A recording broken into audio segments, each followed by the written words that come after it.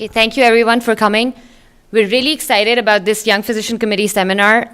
Our focus this year is mainly on immigration issues because we've dealt a lot with that over the last few months, unfortunately. And on top of that, we're going to talk about what we think are best practices while you guys are applying for residency, just to get into competitive residency programs, and then how to make the most of it once you're in a residency program, and how to succeed further in your career. My name is Sana Wahid. I'm a nephrologist by training. I have an interest in medical education. I'm currently the Associate Fellowship Director for Nephrology at University of Wisconsin. I am briefly going to introduce all the speakers just to tell you what they do. And then if you have any questions for any of us, you can always email us or email me as the moderator, and I'll forward them on. Please, everyone, sign in so that we have your contact information for any follow-up questions. There's also a feedback form that's there. If you could please fill it out, it'll really help us for next year. And then lastly, for the speakers, everyone has 10 minutes. Dr. Iqbal has graciously agreed to give an 8-minute warning just so that we wrap things up in time. Yeah, I know, I would not want that job, so thank you for doing that. So I'm going to start off by introducing Dr. Piracha, who's the chair of the Advocacy and Legislative Affairs Committee. He's worked tirelessly over the last few years with APPNA. He's done a lot this year with all the visa issues. So I would really like for him to come on and just share his experience with us.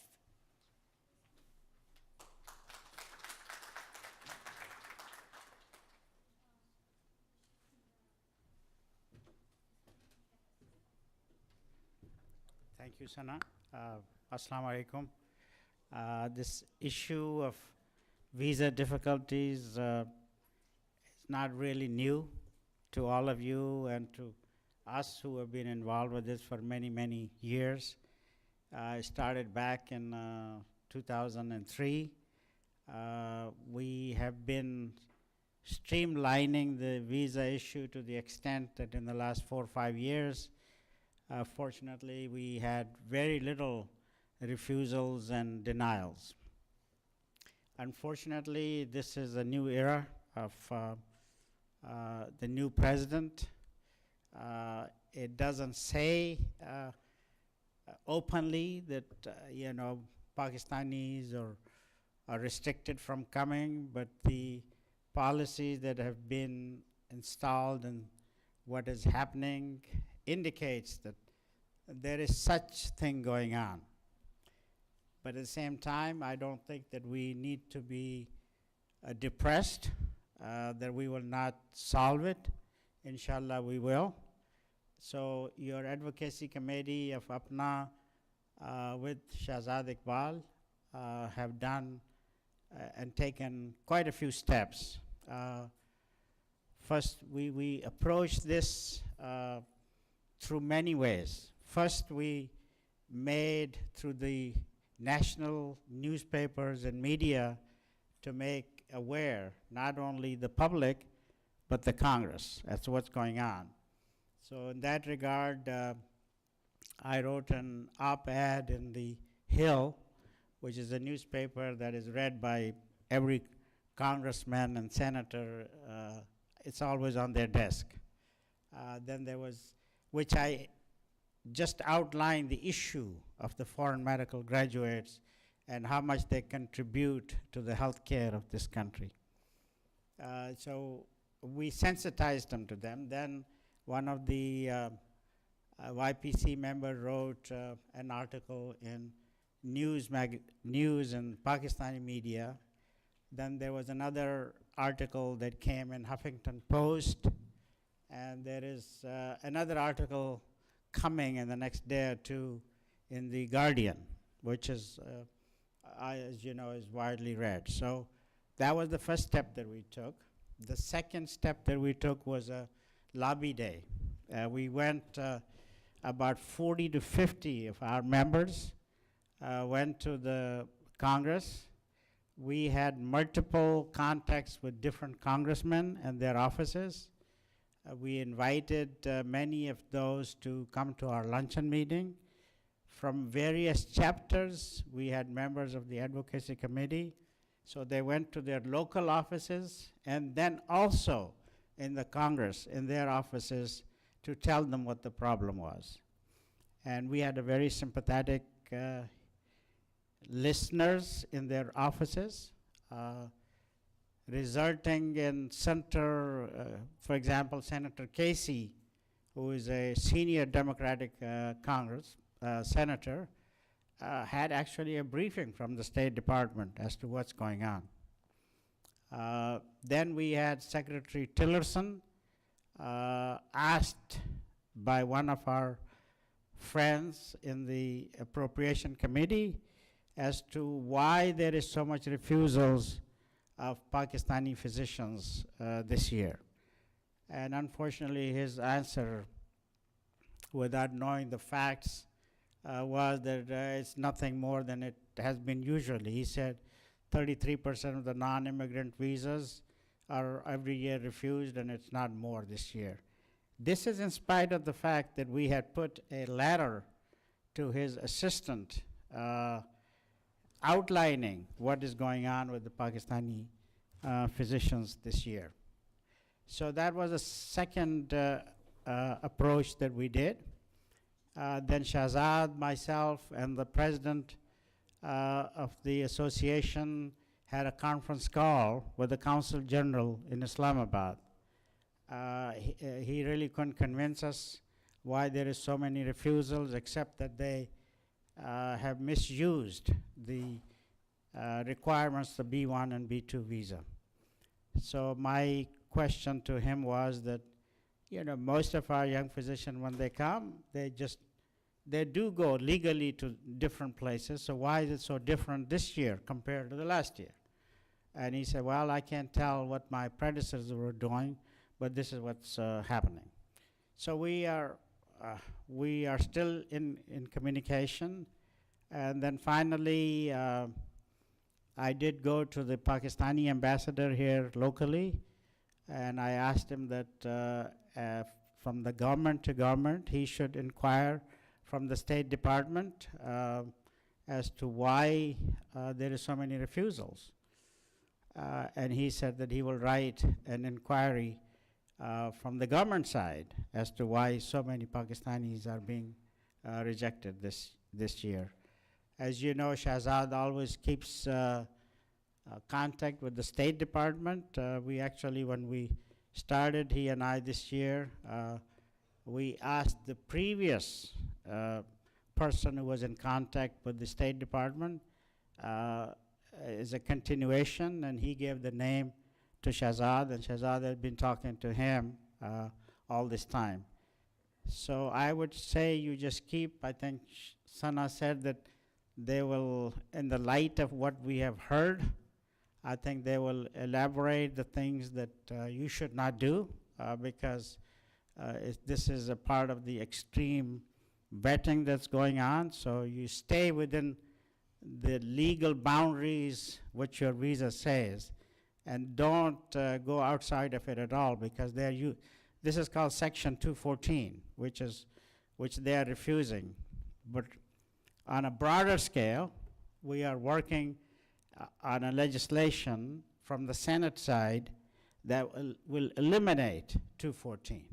So if that happens, and of course legislations don't take hold of in in 1 month or 2 months or 3 months. It takes years to do that.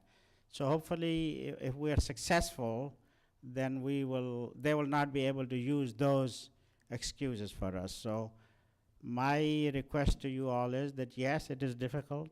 Yes, this year it has been really difficult, and but like in the previous years, we have been able to overcome it, and inshallah we will overcome it even this year. The numbers are started somewhere, Shahzad tells me they were 40 or 34. We are down to like 15 or 17. So we're working on it, and we will keep that pressure on, inshallah, till all our residents come up here. So thank you very much for giving me some time, Sana. But I just want to convey that you hear all these things, and I know it's frustrating, but people here are working for you guys.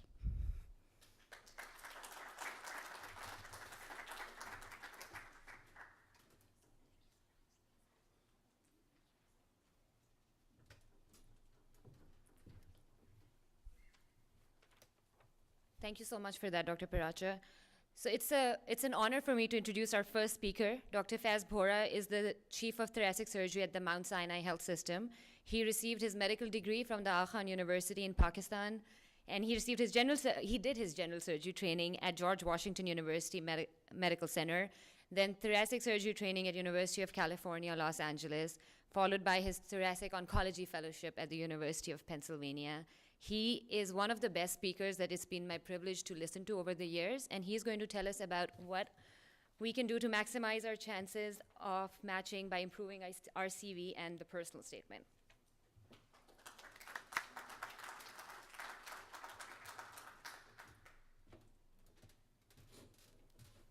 So you know you're set up for disaster when somebody tells you you're one of the best speakers that they've ever heard.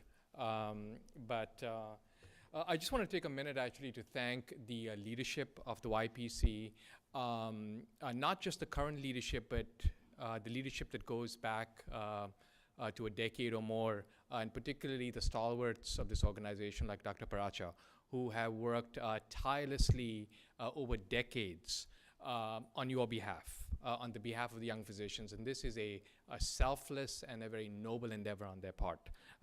So I just want to make sure that everyone recognizes that and their contributions.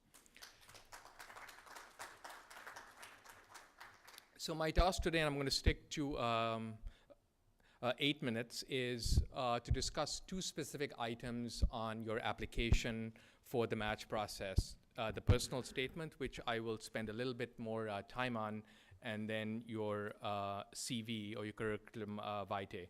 I do have a few disclosures that are relevant. So I've been doing this for a while, for about a decade. I run a basic science lab or a translational research lab, and 9 individuals from my lab have matched into general surgery programs, and several of them categorical.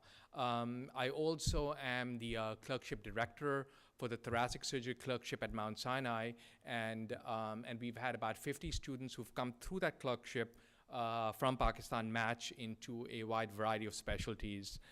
So just wanted to sort of point that out. So in terms of the match, now I think it's key to understand that there are 2 separate processes here. One is the whole ERAS application, which is what you guys are upfront concerned about, and then there's the matching process. So the ERAS is really your entire application package. And for those of you who haven't been through it, so your CV, your LORs, or your letters of reference, etc., are part of that package, and that's what the program directors review when they're deciding as to who to call for the interview, which is kind of the important step or hurdle that you need to get through in order to successfully match. And then, of course, you've got the actual matching process. So once you're done with your interviews, the NRMP is the matching process, and that's the end result of your application. So in terms of the personal statement, I just want to highlight a few things here. So there was a NRMP survey that was done of program directors. So this was across all specialties. And they asked the program directors, so what are the things that you look for when you are reviewing an application? Now understand that in general surgery, for instance, we get about 800 applications for 5 positions. We have some filters in place that whittles that down to about 300 applications, and then that's divided between 3 or 4 people to review all of this. So we spend perhaps not more than 8 minutes per application. So that's important to understand. So you need to be able to get your information out front and center in a very targeted fashion. And in terms of what us as program directors look for, in terms of your application. So scores are by far the most important thing. That's kind of your gateway. It's your entry into the process. But if you look at the impact factors, and they're all pretty close, about 4 to the high 3s, your personal statement then after your LORs becomes the next most important piece. And quite frankly, for international medical graduates, we know that your LORs may not be the strongest component of your application. So then we rely a little bit more heavily on your personal statement because that is your voice coming through the application. So it is critically important to have a personal statement that's well crafted. So it is your chance really to tell the program director or the selection committee a little bit about more, a little bit more about yourself, particularly things that are not self-evident, either in your letters or in your CV. And it's a little bit more important because your CV now on the ERAS application is a very structured CV. So here's your chance to kind of go a little bit outside that and highlight something that you think might be important. And I know, as I said, that we review 200-300 of these personal statements when we're sort of reviewing applicants. So it's helpful to be a little bit creative, but again, you don't want to go overboard with that. The best advice I can give you is be yourself and make sure that your personal statement is without any grammatical errors. So that's the baseline that we expect. Give yourself a lot of time to write this. This is not a last-minute job. It should be done several weeks, if not months in advance. It should be thought of. It should be revised several times, and it should ideally be read by several other people for their feedback. And of course, it's on you then to collate the feedback and make the relevant final adjustments to your personal statement. A well-written personal statement elevates your application. So when I read a good personal statement, I actually want to meet this person, and I go out of my way on the interview date to actually try and find out who that particular applicant is. So it makes you stand out a little bit. On the other hand, a weird or a bad personal statement is a deal breaker. So that is an application that we will probably put aside and not invite for an interview if there's some red flags that come out of the personal statement. And just again, some nitty-gritty. So the opening paragraph, like with any opening statement, should catch the reader's eye. Again, you don't have to be flamboyant or extravagant, but it should be personal. The body should basically describe what makes you apply for this specialty. I think that's what program directors are looking for. And if you have specific examples of situations that are relevant, this is the time to sort of put it into your personal statement. And then in your final paragraph, try and perhaps highlight your interest in that particular program, for instance, or give a broader perspective as to what your eventual goals are.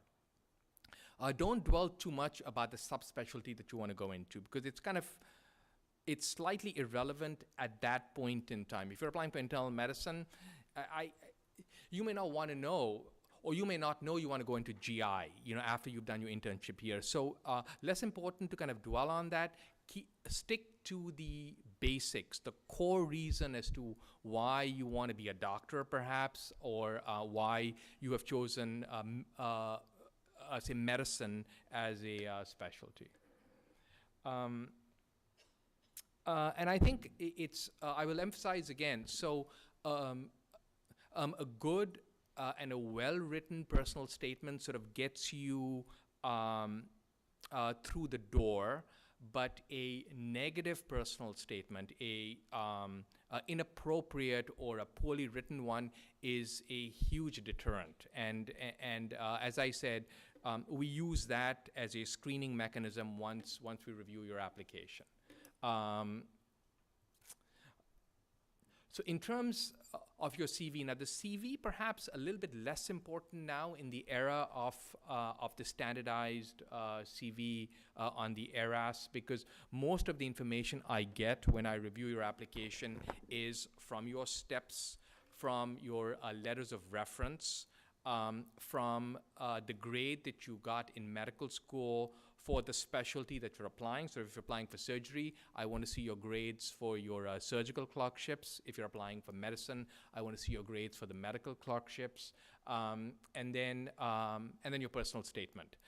On your CV, perhaps what I'm looking for are your extracurriculars and your publications, if you have any. Now, a lot of you are not going to have a lot of high quality publications. So perhaps your extracurriculars become important. And what I look for really are extracurriculars that show that you have dedicated yourself to doing something, that you've done it for a while, that you've achieved some stature in it, and something perhaps that shows, at least for me, grit and perseverance, right? That's why you choose a hobby. So if you do golf, for instance, it's not that you go and play golf once a year, but you know, maybe you've done well at it or you worked hard at it. So try and bring that out.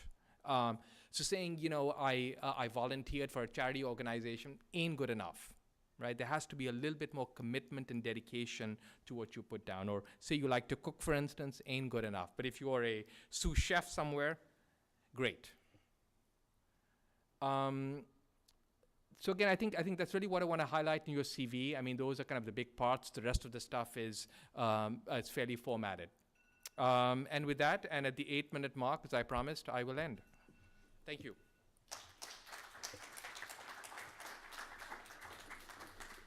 Thanks a lot, Dr. Bhora. So we're hoping to hold off questions till the end. All our speakers have graciously agreed to stay till the end, so we'll have a question and answer sessions for the last half an hour. Our next speaker is Dr. Amin Nadeem. He graduated from Dow Medical College in 1992. He then did his internal medicine training at University of Illinois, Chicago, and then pursued a fellowship in critical care medicine at the Chicago Medical School and Rosalind Franklin University. He's been working as an assistant professor of medicine and critical care at the Captain James Lowell Federal Healthcare Center and Rosalind University of Medicine and Science in Chicago. So please join me in welcoming him.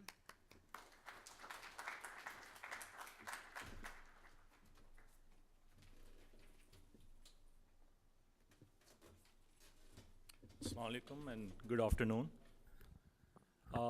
Before I start, well, I also want to appreciate APPNA's leadership, YPC leadership, and also all of you for coming over here. And special thanks to Elizabeth from ECFMG to come over here and part of this session. Please, big round of applause for Elizabeth. How many of you are going to be apply this year or next year in the residency training? Quite a bit. Let me tell you something. This is the best part of your life. Enjoy it. It's not after getting residency training or getting into the practical field. This is the best part of your life. You'll remember it 10 or 20 years from now. So my topic is going to be about facts and myths of the interview. So once you get the interview, it's a good thing, because it means the program where you're going to go and give the interview has selected you and they're willing to consider you for the position in the residency training.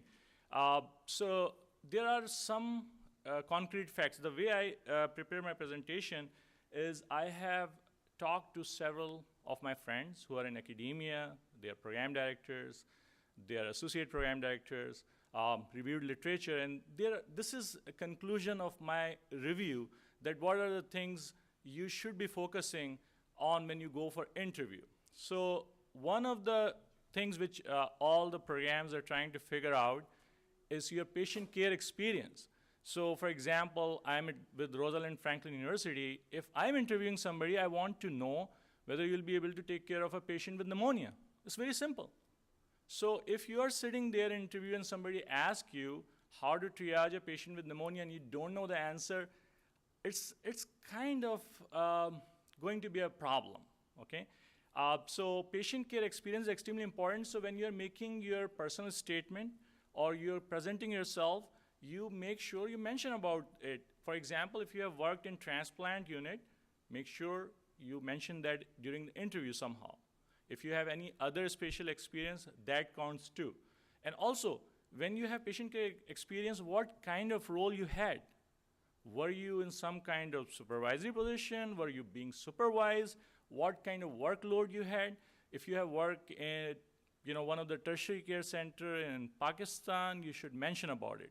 If you have any special patient care experience with a special population, you should mention about it. They will ask you, I can guarantee you, they will ask you what's your patient care experience.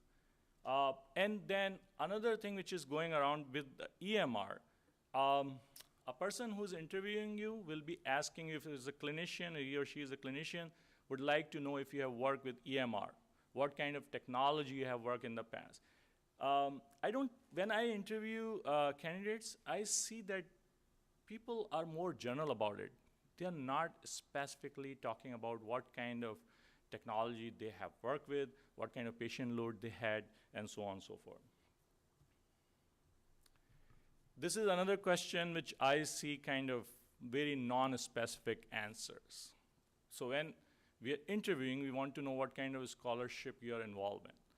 Do you review any journals? If you say, oh yeah, I do review the journal, and you mention New England Journal of Medicine, then you better have read it or have been reviewed from the past. You cannot just say, oh yeah, I do review the journals, but you're non-specific about it. So scholarship about journals or any online resources, if you're doing it, please mention it. If you have not done it, there's nothing to be shy about. You can just say, well, you have read the textbooks. All of us have read textbooks. You should just mention about it. You can always take the interview in the direction where you want to go. If you have not done anything, you must have done something. You should talk about it. You can take the interview in that direction. Another issue which we come across is that people who have done electives in internal medicine or cardiology, now they are applying in psychiatry, okay? So the types of electives is extremely important. It becomes kind of deal breaker if you have lots of experience in internal medicine or surgery and you're applying in psychiatry or pediatrics. So stick to your specialty or subspecialty when you're applying in the program. Otherwise, you'll have a hard time in explaining in the interview. The time spent since the graduation is extremely important because what you don't want to do is to take the time off for USMLEs. If you have taken time off for USMLEs and you have not done any clinical work, it will count against you. This is another question where there's a lot of awkward silence. Why you wanted to become a doctor? A lot of people actually realize at the same moment, why I wanted to become a doctor. I had never thought about it. Or why you want to do internal medicine training? I don't know, maybe I like it. So if you want to do internal medicine training, you should say, I like complex medical solving nature of internal medicine. I like investigative nature of internal medicine. I like the complex problem solving. So, those are the things. If you want to become a surgeon, of course, because I never wanted to become a surgeon, so I don't know how you would answer that. But if you want to pursue medicine and internal medicine, which most of us do, you should know a good answer, and you should actually think about it, reflect on it. Why you want to do training in US? Be specific, and you should know. You should make a good reply for why you want to do training in US. Non-specific reply, I like US, well, that's not good enough. So you have to have something specific. Goals for next 10 years. all of you will be asked about it. So if you want to be internist or cardiologist or intensivist or whatever you want, mention it. Don't be shy about it. Be confident about it. Say that, I want to be a cardiologist 10 years from now. Okay, so most of us have issue with the accent, right? So the most important thing when we are looking in the communication is, can I understand this candidate? If I cannot understand this candidate, my patients cannot understand either. So take your time, speak clearly. I mean, I don't want you to speak too slowly, but speak clearly. Make a good eye contact. If they cannot understand you, it will have a hard time. So one of the way you can overcome that is to do mock interview. So mock interview, like in cricket, is pretty much like a net practice, okay? So you can make errors during mock interview and improve on that, but you cannot make errors in communication during the actual interview. These are important steps too. If you have prior leadership roles, like you were class representative, or you initiated a program, like for example, one of the candidates I interviewed, he initiated a community medicine program at Aga Khan, where they were assessing how pharmacists will realize the acuity of illness when the patient or patient family members come to them asking for medicine. It was a wonderful program. I was impressed with that. So if you have done initiatives in community medicine, anything during your medical school or even during house job, as a matter of fact, you should think about it and should have something to mention during the interview. Also, how do you manage stress? You cannot manage stress of medical school or when you're applying for residency training by reading more medical books, okay? So you need to have some kind of hobby. And like the prior speaker said, if you have that hobby, mention about it. You cannot just say, oh, I do the music and be non-specific about it. If you're good in guitar, you should be able to discuss how do you play guitar, what kind of lessons you have done, and so on and so forth. So the most important thing which we review, which is a gateway to interview, is your scores. Okay?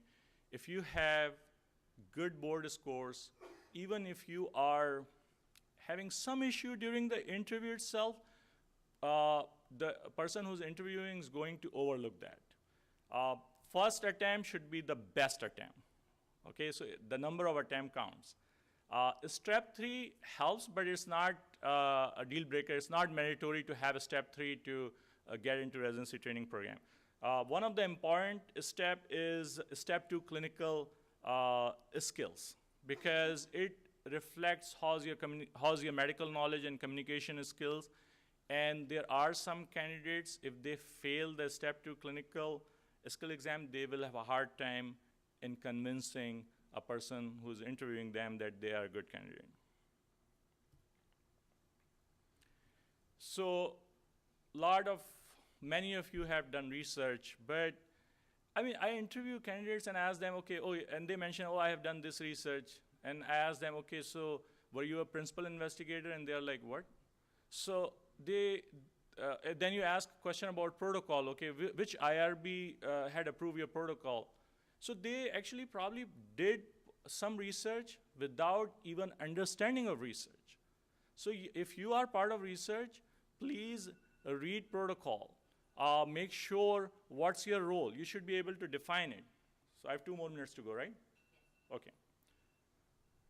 So research which is done at Aga Khan University Hospital will definitely have a bigger impact or deeper impact than done at community hospital in Karachi, okay?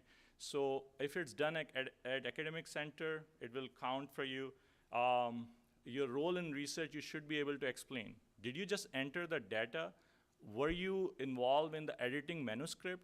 Were you part of manuscript? All those things are extremely important. So if you have not done research at that level that you cannot explain, please don't mention about it. There's no point, because it will go against you when you cannot explain your own research. So confidence is important. Overconfidence could hurt you. You should be humble during interview. keep in mind when you go for interview, you have people who are interviewing you, but you are coming in contact with program coordinator, maybe chief resident, or other residents who are going to give you a tour. They are also going to provide feedback. If you look kind of withdrawn, not interested, your body language is negative, during the interview, when you are making rounds or taking a tour, that will count against you. So make sure you get good night's sleep before the interview, have some coffee, relax, don't overdo anything. If you have good sense of humor, you can save things during the rounds, but don't overdo it. And be respectful to all during interview. That's also extremely important. These are myths, so I'm just going to quickly go over them. And you know, a lot of candidates I see, they are more stressing on myth than facts.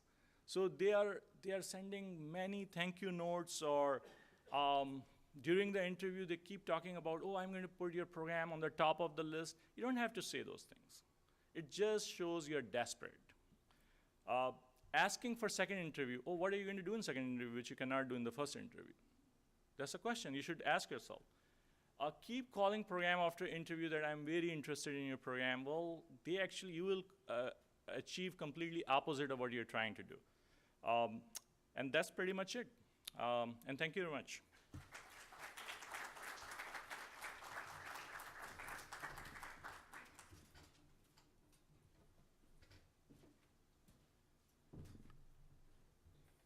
Thanks a lot, Dr. Nadeem.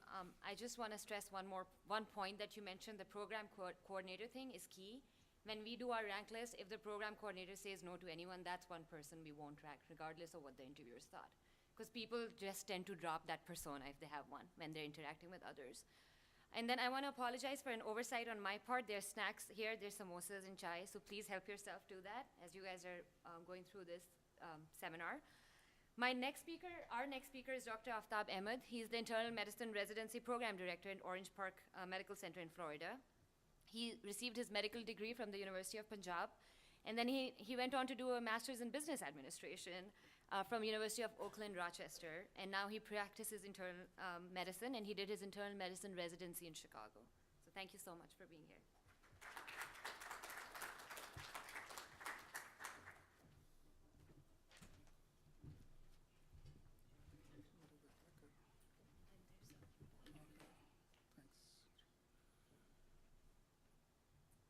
Thank you very much. Just one confession, if you would, that I didn't mention that to Sana. I cannot see from left eye. I cannot hear from the left ear. So if you want to get me off the stage, you may have to pull me on the side. Just kidding. Before you do anything in life, you have to know what you want to do. So before we go into that, I want to know how many of you are resident, because this is more about the resident who are already in the residency. But if you are not in residency, it will give you an edge because you will know what they look in the residency. So how many of you are in residency? Those who are in residency, keep your hands down. Just kidding. Yeah, I mean, it was a double negative question. So the question is, once you are in residency, this will start after that. But if you know these things beforehand, it means that you are one step ahead of the game. So I would ask you that for this year, next coming year, what are your top 3 goals? Think about them. And if you have a piece of paper, write it, because if you don't write it, your mind doesn't remember it. Once you walk out, you will forget it. And after you know those questions, that whatever your goals are, what action you need to take, okay? And in other words, what is the process? And what is if you do not know the process, or you want to get some help with the process, who's the person you're gonna go to? It may be your friend, your senior, or anyone. So just look into that it's not easy. Have your goal, know the process, and then who's the person that can help you achieve those goals. The reason for that one is that if you don't know where you're going, the chances are you will get somewhere where you don't want to.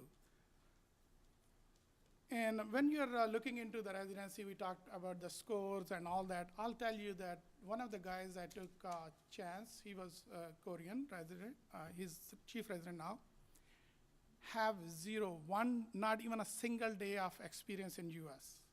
I took the chance, now he's our best chief resident. So it's not only the score, sometimes, maybe 10% of the time, program directors will take the chance. We had 3,000 applicants, we interviewed 110, and we always match in top 40, and he was there. So one of the questions that came, I think, earlier, that what are the reasons for doing the residency? That's a tough question, right? So I didn't have enough time when I made the topic to do the survey. So I had only 30 guinea pigs, residents. So I gave a survey. Before I gave the survey, I thought, okay, what question, the question I'm asking, what would be the answers? So those were the few ones that I could think of to get a fellowship, to get a job, to make a lot of money, which is, of course, wrong profession, to get married, have kids, and some people, they may be that, oh, I have nothing else to do. But surprisingly, I got one of the answers that I got that was more common was become a clinically competent and more efficient doctor. I think they were like first years, most of them they answered. One thing I did not see in all of those answers, I asked them to put 3 to 5 choices. I never saw that they want to be compassionate doctors. And I never hear that from any of the candidates in the interview. So another thing that came was that when we are in medical school, we pass the medical school, we have the scores and all that. So the first question when you're in residency is that, okay, what you want to do? Now you are in residency, in 3 years, we asked them even during the interview as well, what you see yourself doing after the end of the residency? Some of them, they'll know, I want to do the fellowship. Some of them, they would say no. So the first question is that whether you want to do the fellowship or not. So that's the real question. Maybe 10 to 20% will say, I do not know, I'm not committed. I may go for hospitalist job, or I may go for the fellowship, and that's fine. But remember, what got you into the residency is not going to get you to the next level. For the next level, there may be different requirements. So whatever skills you have, whatever competencies you have, you may need new set of skills and competencies to get to the next level. Now, for fellowship, again, I think that part was partly covered. What are they looking for? Is it research? Is it the electives? Is the score in that subspecialty where you want to do? And how you can fulfill those? And if you need the direction, who's going to help you? So all these are important. And sometimes in life it is that if you want to get something, what are you willing to give up? Usually it's the sleep, right? And when you're going for anything, you need to know who is going to evaluate you, because it depends on what they're looking for, right? It's totally different that if you're going for cardiology, for GI, or whatever we have. So the question comes at who interviews you or who evaluates you. And the number 3, if you look at that one, it's not the faculty. Number 3 is program coordinator. And I totally agree that in addition to the residents with the 360 part, we definitely have our program coordinator sit in the final selection when we are ranking up or down. And they have significant role and say in that one. If they say that, okay, you know what, I don't see this patient, this person fitting in our program, that person will be like going 10 points or something down. So what they're looking for, they are looking for KSA. This is not Kingdom of Saudi Arabia, right? It is knowledge, skills, and abilities. And think that, okay, what can you give? How can you contribute into the program? How you will fit into the program? Every program has a culture. So that culture of that program is not very quick, but from the website, from the friends, from current residents, you can get a lot of information that what is the specialty, what is the strength of that program, and how can you contribute into their mission or whatever they are doing. And before getting the fellowship, if you are into fellowship part, just say that, okay, what can you contribute during your residency? What can you contribute rather than what you can get? Or I want to get that fellowship in cardiology or GI. What about how you're going to contribute those 3 years? What you're putting into it before you can get out something out of it? I'm going to skip this one. I think that mainly it is that we will cover the ACGME competencies. And some of those evaluations, they are CCC is Clinical Competency Committee. And that 360 evaluation, even your colleagues, your juniors, staff, they evaluate you. So 6 of the competency, we evaluate all the residents each month, each rotation. And in clinical competency committee meetings, those are listed. I'm going to not read this one. We'll go over each one of them. So first one is the patient care. I think that was earlier mentioned, that if you cannot take care of the patient, everything goes from the beginning, the first competency and the last competency. I'll connect them that how they all revolve around the patient. So if you cannot take care of the patient, nobody's gonna get you in. It doesn't matter that how much knowledge you have, the skill is important. So if you have all the knowledge in the world, but you cannot put the central line, how are you gonna provide the critical care to a patient who's really, really sick in ICU? And when in the round when you're in residency, and same thing maybe in the interview part as well, we always assess. You are always being judged, whether you know it or not. And one of those things is that we use the RIME model. Some people, they call it PRIME. PRIME is, first part is professional. So if professionalism is not there, we don't even go forward. But RIME is, we have a whole kind of lecture on that part, 1 hour discussion. So first one is reporter. You're just looking at it, reporting it. Then second one is interpreter, that you can draw some conclusion from the information, but you're not able to manage. That next thing is you start managing those. And the fourth and final level is when you are educator. You can not only explain what is happening, what they're doing, but you can explain and teach the next generation. Till last night, when I checked last time, there was no new device or app that we can put it on the side of the brain and check your medical knowledge. There's none. So maybe if it gets discovered, then we'll definitely use it. But so far, every day when you are presenting, every daily noon conference, every time when you are presenting we have academic day, when you're presenting in the academic day, we have that one. And then once a year in the first year, you have step 3. So we use that one. It kind of, we know that where everybody is, because all the USMLE scores, they are before you started the residency. This one is the first one is where, okay, between the scores that you had in USMLE and now what you did. Has your knowledge declined? So we kind of use it as a reference point. Next year, we see that how everybody improved. So we have someone who went from number 9th to number 4 last year. So we really put a lot of effort into that part. So after the ITE score, you think that, okay, you'll be done? No, it is like you have to do ABIM. So once you are done, everybody asks for it, especially the employers and all that. Practice-based learning is that we try to have the patient panel, whatever patients you have in the clinic, how you are increasing their adherence and compliance and all those core values that we have, usually hemoglobin A1C, blood control, eye exam, and all that. Then next one is interpersonal and communication skills. They are very, very important, and like I think it's been mentioned, that words are not enough. How you say it and what is your body language, that is important. Words are maybe 7%.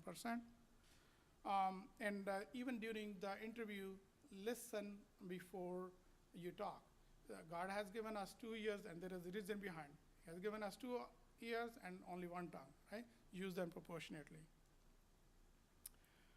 Professionalism, like I said, this is one thing that is not, initially we see it, but even once you are in residency, some people, they're closer to, we haven't kicked anyone, but they can get kicked out of it. Symptom-based practices where you look at what is available in the system and how can you get those services to your patients. So that's what the system-based. So we started with the patient care, We have all those other things, and then ultimately is how can we get those services to our patient. So in summary, first impression is very, very important. You never get a second chance to have the first impression, right? Lack of professionalism can get you out of the program, get you in trouble.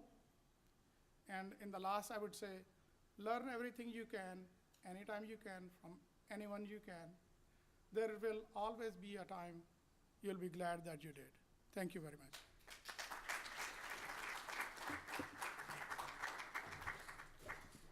Thank you so much. Our next speaker is Dr. Saad Usmani. He's a clinical professor of medicine in hematology and oncology. He works at University of North Carolina, Chapel Hill, and he's the chief of plasma cell disorders. And he is going to tell you a little bit more about himself and how he got to be where he is now.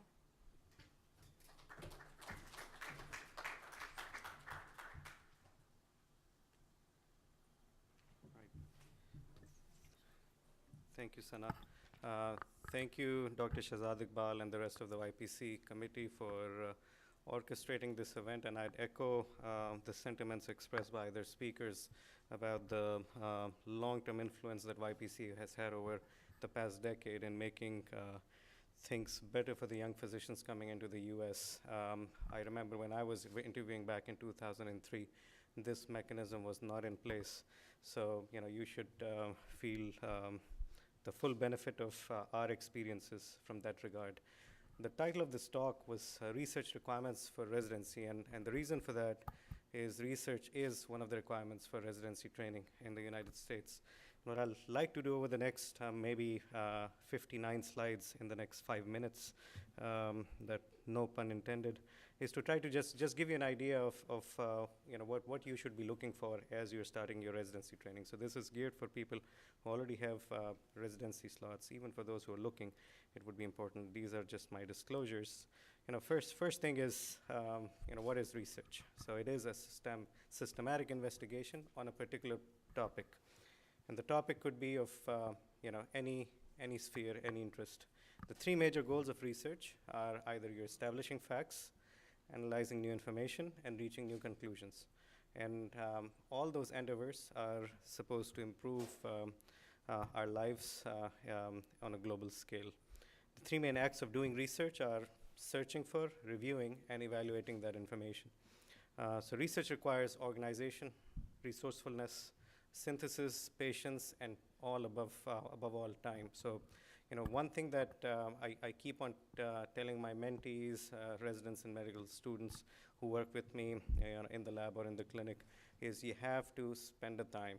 You just cannot have any shortcuts. And Google searches do not equal research. You need to read, you need to work hard, and you need to stick with your mentor and learn the research method. What's also very important when you're doing residency training is to identify your own goals.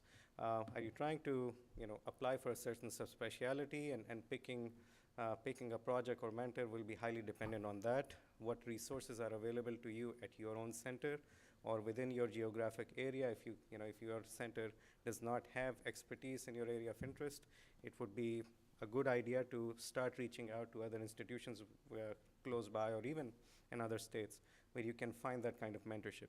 And how much time can you spend? How much time does your residency allow to conduct a research project? Because that at the end will also dictate the kind of project that you pick. You have to finish a research project during your residency. And so picking the right project and giving the right amount of time would be important. And then, do you really want to pursue an academic career, or you're trying to get a fellowship position or a subspecialty position after your residency training? That's important because the effort that you're going to place and the way that you're going to prepare yourself is going to be dependent on that. Many programs provide a master's in research option for residents as well. So those will be some of the options you want to pursue if you are going to go for an academic career. Coming from Pakistan, I had zero academic research experience or training, and I had to learn everything as I went along. So this is an important word of advice. What kind of research projects can you conduct? We have basic science projects, where you're essentially spending a lot of time in the lab. The likelihood of publication is low, but if you are preparing for an academic career, learning those lessons in molecular biology and genomics are important. You may get co-authorship abstracts or publications, and you may have to spend a lot of time and effort outside of residency. But if that's the road you want to take, I would highly recommend getting into that early rather than late in your training. Clinical research is picking either a prospective or retrospective project that is relevant to patient care, either directly or indirectly. Translational research is interesting. It's kind of a crossroad between basic science and clinical research, where you're taking the lessons from the bench into the clinic and then back. Your research is primarily on patient samples, and you get more real-time data that will be in fact impactful for patients. Educational kind of projects are very important as well. We actually had 2 very good CME talks earlier this morning on that particular subject from speakers from the Cornell Qatar program. And if you weren't there, I'm sure excerpts will be available. Quality assessment and performance improvement kind of projects are becoming a norm now. A lot of residents participate in those kind of projects, and they're easy to accomplish within your residency. So basic science, look for opportunities. Again, if you're at a university program, it might be easier for you to get into a basic science lab and do some short-term 6-month, 3 or 6-month project that will lead to an abstract or publication. But again, it requires a lot of effort and a lot of time. And my sincere advice is if you are not geared towards that, or you're thinking you may be interested, but it's better to be committed from early on. You don't want to spend 6 months of your time and then not get anything out of that kind of project. But it does require a lot of hard work and commitment from both mentor as well as mentee. What about clinical research? Clinical research, it's the part of medical science. Yes, you are medical scientists by definition, that determines the safety and effectiveness of medications, devices, different treatment regimens, hospital resources. And they can be used as preventative for treatment, diagnosing, or relieving symptoms of a disease. So the 3 main acts of doing that clinical research is data collection, which could be either retrospective, which means you're going back to patient charts and picking out data. The issue with that is many times the variables and data you're looking for are not going to be there because no one was thinking about them when they were writing down that information in the chart. Whereas prospective projects, you are already defining the variables that you're going to collect prospectively for that particular project. There are certain research questions that you can utilize retrospective data sets for.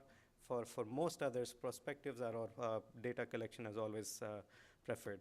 You then analyze the data, interpret it, and then prepare your abstract or publication.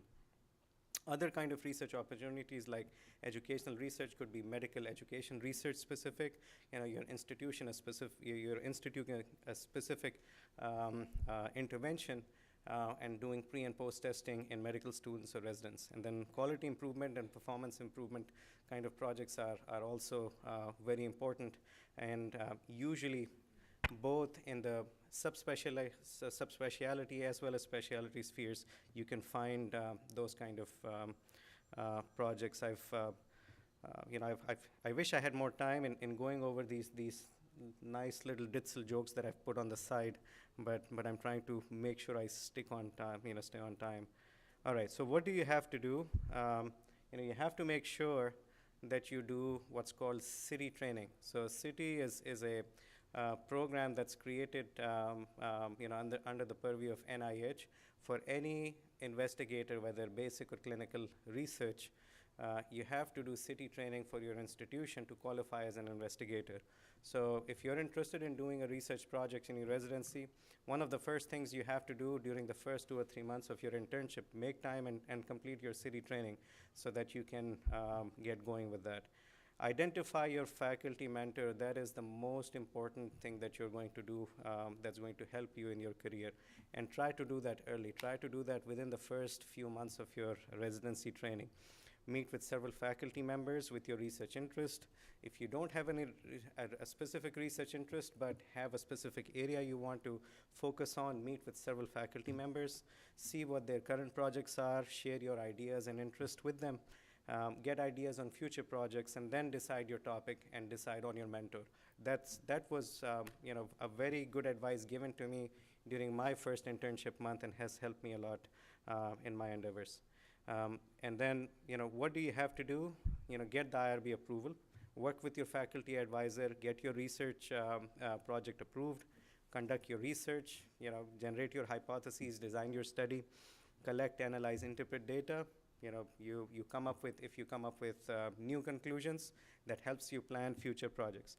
And most of all, publish your paper. Just don't leave that research project by yourself. This is kind of a tentative timeline on what I would like for you to follow as you're trying to conduct your research project. So within your first year of residency training, you should have your city training, a general idea of your project, project proposal ready, submit it to IRB, preferably it gets IRB approved. By the end of your second year, the research project is done. You've written the abstract, you've presented it somewhere, and now by the time you're hitting your third year, you're planning to publish that paper. I simply wanted to share one slide on how most of us got here. I participate in a lot of similar programs for fellows with American Society of Hematology and American Society of Clinical Oncology. And what we'd like to show in most of our mentorship slides is how did we get to where we are. And what I want to share with you is the fact that I was no different than you guys. I had no research experience when I graduated from med school. I did do 1 year of clinical research, which was retrospective analyses and data collection at Shaukat Khanum while I was preparing for my USMLEs and trying to apply for residencies. And I was able to get 2 abstracts out of that experience. When I got to my residency training, I was able to get into a good lab for about 3 months that gave me a very different perspective of how I should be approaching my career. I did have some clinical research projects, but primarily that basic science project is what changed my perspective. When I got into fellowship training, I wanted to be a lab guy, so I started to do lab research with a very good mentor and got some local funding, and I thought, hey, I have a handle of this.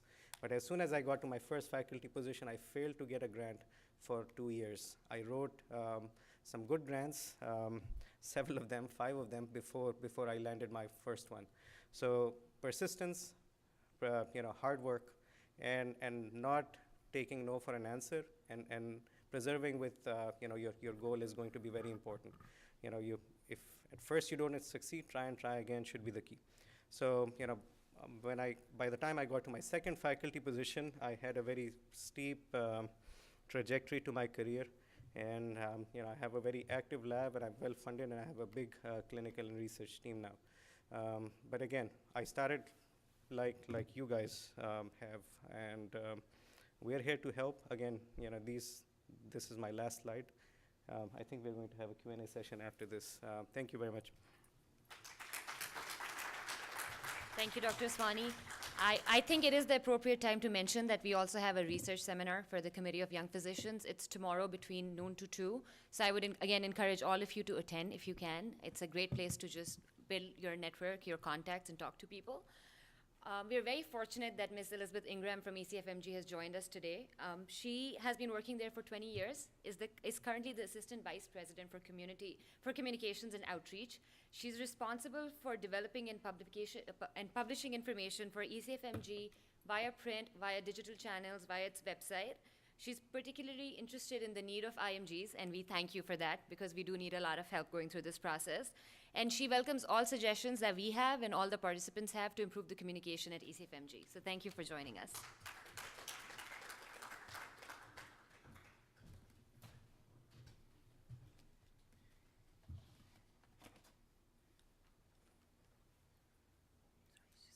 That's okay.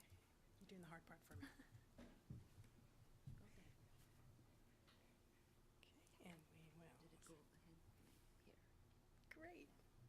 was just telling Sana that she did the hard part for me. The introduction part. Okay, great. Great. Good afternoon, everybody. It's a real privilege to be here at APPNA, one of my favorite audiences, and to be among such knowledgeable co-presenters. Thanks on behalf of ECFMG for the invitation, and also congratulations to APPNA on the 40th anniversary conference. I'm going to do about 11 slides in less than 10 minutes, and I'm going to talk just briefly about the Exchange Visitor Program, and that is the program associated with the J1 visa. I'm going to talk a little bit about who ECFMG-sponsored J1 physicians are. I'm going to talk about some of our recent immigration developments, which I'm sure you're all aware of. I'm going to talk a little bit about, in light of those developments, where we are in the 2017-2018 academic year visa sponsorship. I'm going to talk about some of the activities that ECFMG has been engaged in since the first executive order on January 27th. So, very high overview. Exchange Visitor Program, it's a public diplomacy initiative of the Department of State, and it really is about educational and cultural exchange. As I mentioned, the J1 is the visa associated for participants in the Exchange Visitor Program. It's a temporary non-immigrant visa, and I'm sure many of you know it is one of the most common visas for foreign national physicians participating in U.S. graduate medical education, the other being the H-1B. ECFMG, for about the past 43 years, has been the only authorized J1 visa sponsor of foreign national physicians in U.S. clinical training programs. So while the data for many of us on H-1Bs is kind of spread around, we do have good solid data at ECFMG on J1s. Okay, so who are ECFMG-sponsored J1 physicians? Here's just a profile from the academic year that just ended. ECFMG-sponsored 10,250 foreign national physicians in U.S. graduate medical education training programs, residency and fellowship programs for the past academic year. They came from more than 130 countries. They trained in 48 of the 50 states, as well as the District of Columbia and Puerto Rico, and the majority served in primary care programs. These are top countries of origin for that same cohort of J1 physicians, 2016-2017 academic year. Top 3 nations of origin were India, Canada, and Pakistan. And you can see that ECFMG sponsored nearly 800 physicians from Pakistan in US GME, and that is initial and subsequent years of training. Okay. I don't need to belabor, I think, some of these immigration developments. I think you have been living them along with me since January 27, but we have had 2 executive orders limiting the entry of certain foreign nationals to the United States, both of which were stayed. Sort of interspersed there, we had an announcement and then subsequent implementation that premium processing for H-1B petitions would be suspended. And all of this dovetailed in a very interesting way with the 2017 match, which caused a lot of concern and anxiety. And we continue on, latest developments being on June 26th, with resumption of H-1B processing for medical doctors under the Conrad 30 waiver program and other agency waivers. And then of note also the Supreme Court decision that allowed portions of the second executive order to move forward, but with some very important exemptions. So with that as context, I wanted to share with you some information about what we're seeing with J1 visa applications and J1 visa arrivals and denials for the academic year that began just a few days ago. I do want to stress that it is still too early for any kind of conclusive data on visa issuance and arrivals. We have some seen, and of course you have as well, media reports of visa denials and denials of entry to the US. The reports to us coming from Pakistani physicians that we've approved for sponsorship for visa denials is higher than it has been in past years. And I do want to kind of talk about the last bill a little bit. This is very preliminary information. These weeks that we're in for arrivals are really critical, and the data is really changing almost hourly. And also just to note that the information that ECFMG has on visa denials is only that reported to us by the J1 physician. When a visa is denied by a consular post, we actually don't get that notification. It's only when the physician that we've sponsored calls up and said, hey, I was just denied. So these data are by no means complete. Okay, so as of about 2 days ago, ECFMG had approved sponsorship for 254 Pakistani physicians, and these are individuals with start dates in June and July, and initial sponsorship, first time sponsored by ECFMG. 29 of those physicians have reported to us that they were denied a J1 visa. Okay. 7 of those individuals that were denied reapplied and were approved, which leaves us a net denial of 22 individuals, or 8.6%. And as I said when I was talking about the prior slide, these numbers are changing really quickly. I have updated information from last night, which isn't in this slide, that we had 2 more individuals of those 29 denials reapply and approved. So ECFMG is currently aware of 20 denials for individuals from Pakistan that we sponsored initially, and that brings the denial rate down to about 7.7%. And I do have some information updated as of last night that isn't on the slide. Our approval of sponsorship for Pakistani physicians, and that is, let's see, I am really at the wrong angle to try to do this. So that 254 is now 259 physicians from Pakistan that we've approved for ECFMG initial sponsorship. Of those 259, 218 we can confirm that they've reported to their programs. So that's 84% have reported into their programs. Leaving 41 physicians, or 16%, not yet reported, and that could be for a variety of reasons. Just to kind of give you a benchmark, overall for J1 physicians from all nations, 11.6 have not yet reported. 11.6% have not yet reported. And the reasons, just to talk a little bit more about the denials, or the folks who haven't reported yet, that is both individuals who are outside the United States and seeking to enter by getting a visa from a consular post. It may also be folks who are in the United States in another status, and they need to get their status changed to J1, and there's a delay in getting that. So there could be a whole host of reasons. Another reason why an individual could not have reported is that in this environment they might have said, well, hey, I'm going to apply for an H-1B and a J-1, and then they came in on the H-1B, in which case they're not reporting in as arriving in J-1 status. So the numbers are incomplete, they're not really clean, but I wanted to share what we have and what we know at this point. Okay, so I'm going to close by just talking briefly about what ECFMG has been doing in light of these recent immigration developments. Since January 27th, we've been monitoring the impact of the executive orders and the H-1B processing on IMGs across all of our services. That certainly includes applicants to and physicians in J1 status here in training. Could also be something as simple as this individual needing to come into the United States to take Step 2 CS, since that's only given here in the United States. And we're watching those numbers, and we will continue to watch those for impacts. For those individuals that we've determined to be impacted, we've assigned a dedicated case manager, one person at ECFMG that the individual can speak with every time they call regarding this issue, so they don't get passed around to a different representative.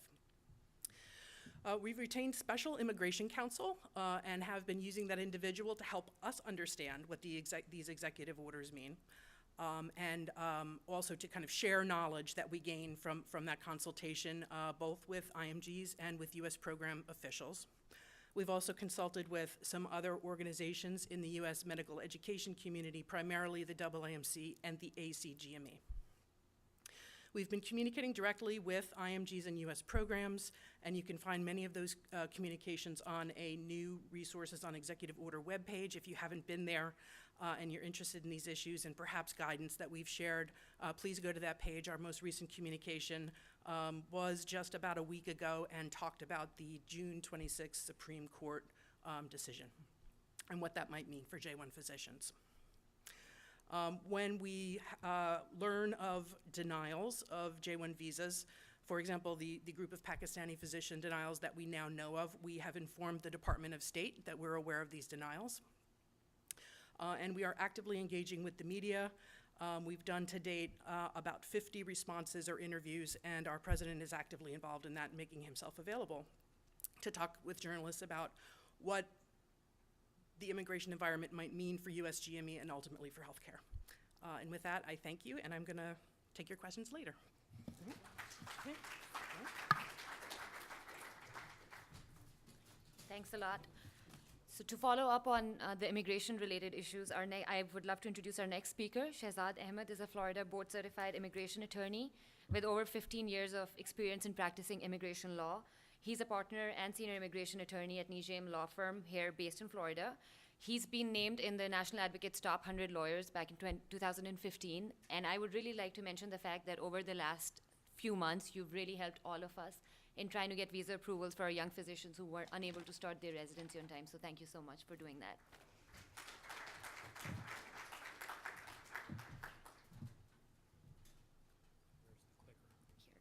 And then you can use the pointer.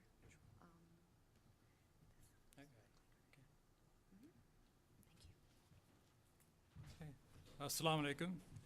Thank you, Dr. Shehzad Iqbal and YPC for hosting. Meeting the visa challenges in the new immigration era. That's the topic. As you know, many of your colleagues were refused non-immigrant visas, B1s, J1s, lately. And I worked with Dr. Shehzad Iqbal in assisting the applicants in refiling. And fortunately, we were able to get many of those refusals turned into approvals. So we're going to talk about the law behind these visas and also some strategies. Okay. In the interest of time, I'm going to skip over a couple of slides. What's important with these is your intent, okay? There are non-immigrant visas and immigrant visas.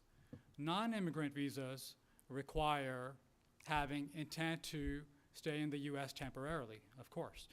And immigrant visas, on the other hand, permit remaining in the US for a longer period, permanently. So it is impermissible when somebody's applying for a J1 or B1 to have the intent to remain in the US permanently. And that's where much of the issue is. So here are some of the non-immigrant categories, the B1, B2.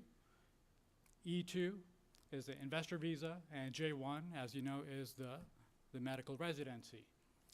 And then there are others, the H1B and O. These permit dual intent. H1B requires a petition from an employer, U.S. employer, and the employer files a labor condition application through the Department of Labor, so it's outside of the ECFMG program necessarily, right? And then O1, alien of extraordinary ability, but we're going to be talking mainly about the first three that deal with the more strict non-immigrant intent requirement. All right, how is the Department of State applying the non-immigrant intent? Well, they're looking at Section 214B. Section 214B of the Immigration and Nationality Act requires that the burden is on the applicant to prove that they have non-immigrant intent. All right, so that's why so many of your colleagues, your friends, your family members, they've been refused B1, B2 visas or J1s because the consular officer really doesn't have to prove anything. They're saying the burden is on you, and they have a lot of discretion. And also, there is no right to appeal per se. You know, you can request some review, but there's really no appeal. So that's why a lot of these decisions have been made the way they have.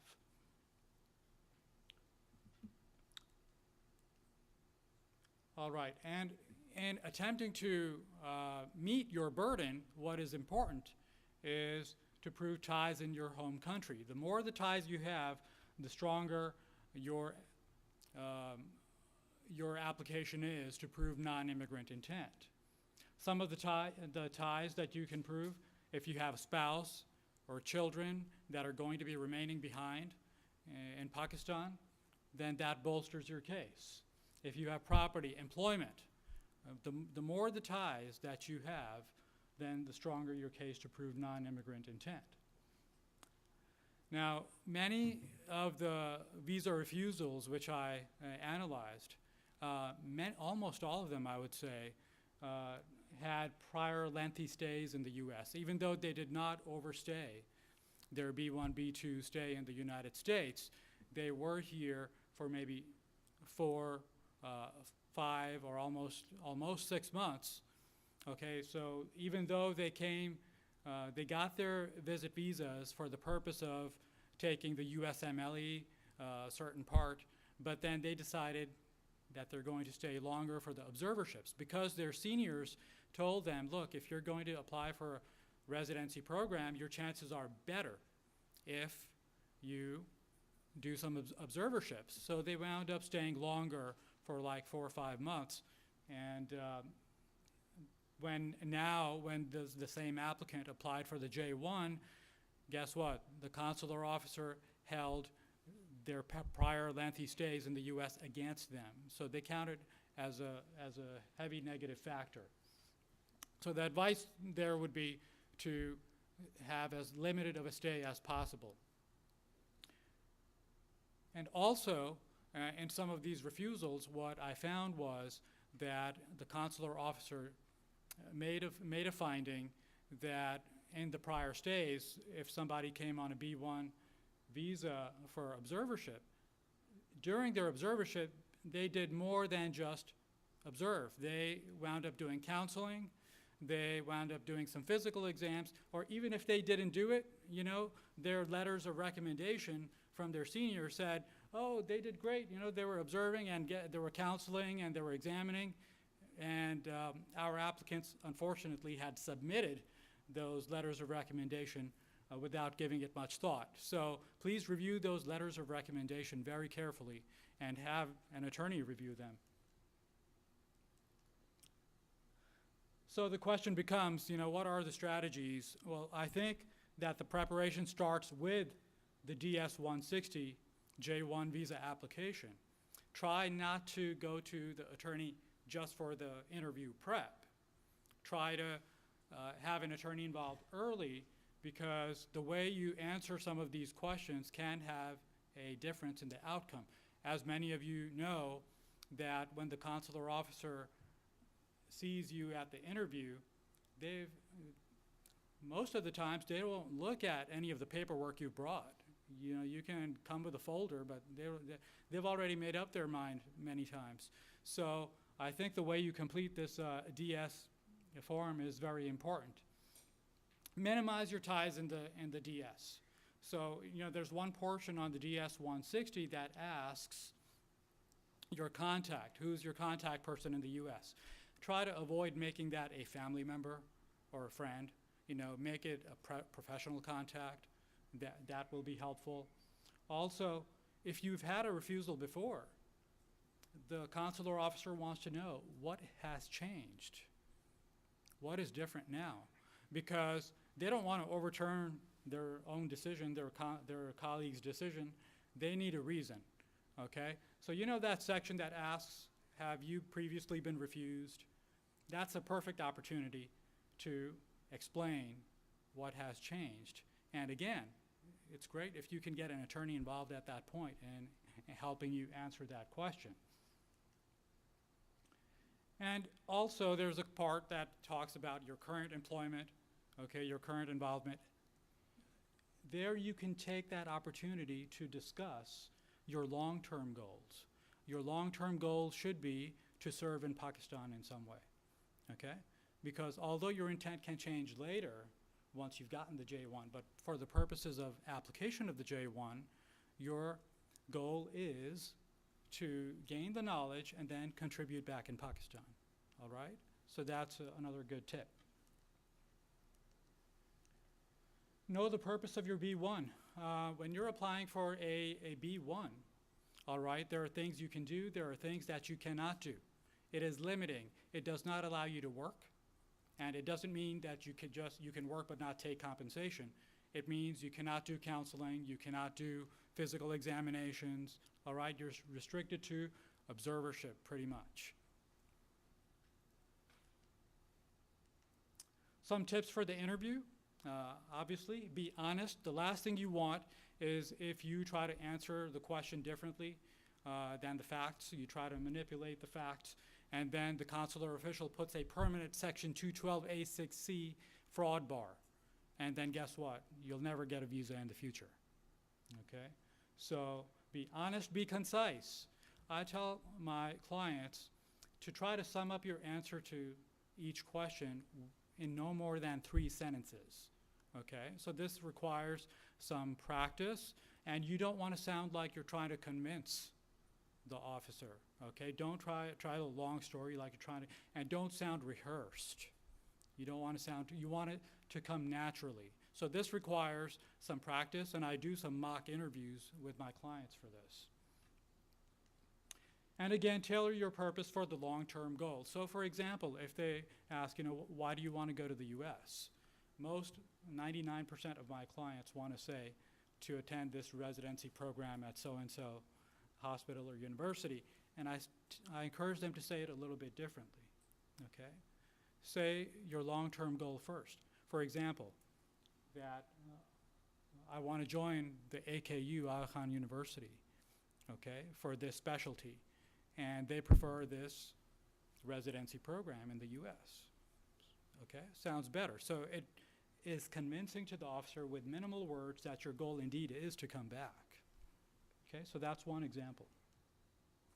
And I actually did better on my timing than I thought. We're going to do Q&A later on, and on to J1s.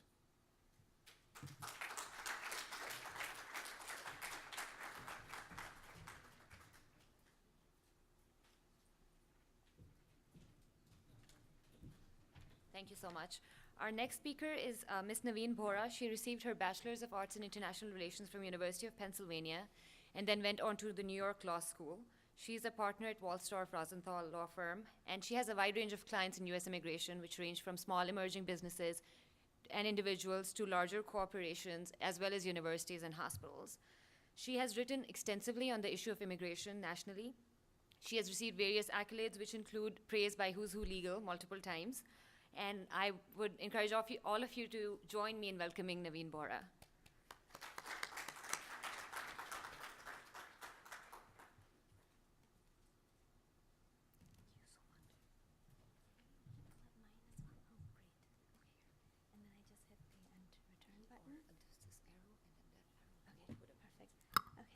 Thank you so much, and good afternoon, everyone. So my presentation is basically a little bit of a summary and touching upon the J1 that Ms. Ingram talked about, and also there's just the visa process that Mr. Ahmed went over, but it's going to be specifically directed to the J1s. All right.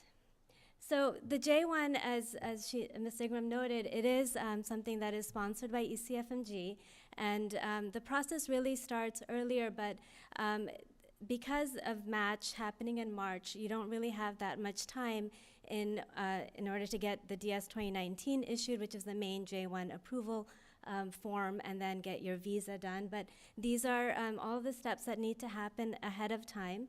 And all of this needs to happen so that your interview ideally would be sometime at the beginning of May, end of April, and that would give us sufficient time to get the visa issued and for you to be able to come to your program on time. There are a lot of limits to the J1, and it is the most common visa for clinical residency programs. I believe the number is something around 80%. Very few programs now will actually support an H1. So just to keep in mind that there are a lot of limitations to the J1. There are 2 types of J1s for your purpose. There's the research J1, and those are done through universities or medical centers, and then the clinical GME J1. The research one is limited to 5 years, and whereas the one for GME is for 7 years. It is possible to go beyond the 7 years, especially if you're going down longer tracks like surgery, and then you would be able to get an extension, but you do need to show that there's exceptional need in the home country for that specific specialty. Some other things to keep in mind, that it is possible to go from J1 research to J1 clinical. That process does take a little bit of time. I believe the suggested time is about 2 months for that to go through. You do need to explain the nexus from the research that you were doing and how that would be furthered by your clinical training.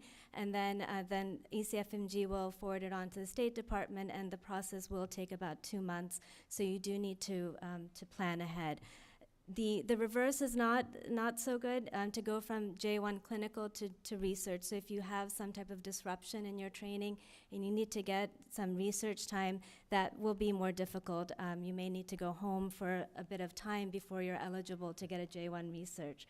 You can also go from J2 to J1, but it is becoming increasingly difficult if you have spent a lot of time on other work visas, or an F1 visa, and then to try for a J1, or if the husband and wife have been on J1 and J2, and then the two flip, and then you try and flip back to J1, J2, those are also discouraged. So something to keep in mind. Also, once you start your J1 within the GME clinical programs, you do become subject to that 2-year home residence requirement, which basically means that once you have this, you can't get a green card, an H visa, or an L visa until you've either gone home for 2 years or you've actually obtained a waiver of that 2-year home residence requirement. Once you get the DS 2019 issued by ECFMG, the next part is to actually get the visa done. And you can either go back to your home country, which is the preferred, or you can apply in a third country as a third country national. And within that third country national framework, most people go to Canada or Mexico, but if you are living in another country like the UK or Dubai, that is great. And especially since there has been this recent trend with increasing numbers of J1 visa refusals in Pakistan, that might be something that you should consider. However, when you are doing applications in a third country, there needs to be a reason for you being there. You just can't decide to take a tourist visa to London and apply in the UK because that would be considered forum shopping. But if you are within the United States, it is very common for someone to go to Canada or Mexico. But again, those are discouraged if the person is actually in the United States on a tourist visa trying to get a J1 visa in Canada. You should never assume that just because you've had a J1 visa issued to you in the past that it's going to be a rubber stamping of another J1 visa. You do need to take these seriously from the beginning and have all of your application done, concisely and prepared as well as possible. These are just the documents that you would have to take for the actual interview. Some things to keep in mind, as Mr. Ahmed said, keep your answers short. Just be really familiar with what you had stated on prior visa applications. They do have that DS 160 from 5 years ago available, so you do want to make sure that you're always consistent on what you had said before. The consular officer's role is to make sure that what you're saying is accurate. There is this additional extreme vetting that's supposed to be happening now, so that if there is any indication of possible security concerns, that they may ask you to complete a much lengthier form where they would actually go into social media information and travel history more than the last 5 years, or your employment history going back much further. So that is additional vetting that's happening now. All right, just moving over. So Canada is a great option if you already have a J1 visa and you need to get these renewed. J1 visas are typically given for 1 year, and so if you would need to travel, you will need to get the visa applied again, and going back to a consular post in Canada is probably a better option than to go back to Pakistan for that visa renewal. If this is your first J1, then you probably have to go back to the home country. Mexico is also a little bit more limited than Canada, and then there's also increasing security concerns going to Mexico at this point, so Canada is certainly the preferred of the two. All right, if your visa is denied, then certainly you're supposed to get a letter. You don't always, but just keep a note of what exactly happened at the interview, so that when you are reapplying, you can address some of the concerns that the officer had. There are visa revocations that happen, and when a visa is actually revoked, you're supposed to be given an explanation and an opportunity to explain, why it shouldn't be revoked. There's also this concept of a prudential revocation where you may be in the United States and they learn of some information, or you may have an arrest, like a DUI, and that would revoke your visa and you wouldn't know about it. But if you're already in the United States, it shouldn't affect your J1 status. Your status within CVIS would still remain in place, and the revocation would really only become triggered when you travel abroad. And it shouldn't also affect a family member from coming into the US because of this prudential revocation. All right. These are some security checks that they have a bunch of different names, but the one that often hits is the donkey, where there's a potential match, and these can take a very long time to clear. And then, if there is a security check, or what they call administrative processing, as attorneys, we aren't supposed to inquire until at least 60 days have gone by, but certainly you should let APPNA know and ECFMG know that if there is administrative processing happening, so that it goes through, whatever can be done to expedite it would be done. And some things to keep in mind, once you're actually in the United States on a visa, we really tell people to think very long and hard before going back home to get another visa issued. Sometimes it's better to just stay here. I know it's a very long time, but to just finish your program, because if there's anything that happens, like a visa refusal or a revocation, that can really affect your career. So something to keep in mind about going back home in the middle of a program. The role of the immigration attorney, we try to get involved from the beginning. It's very difficult to overcome a denial.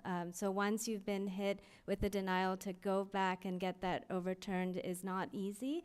And it's something that attorneys should be involved in from the beginning, so that the DS-160 is completed properly, then the whole thing is presented correctly.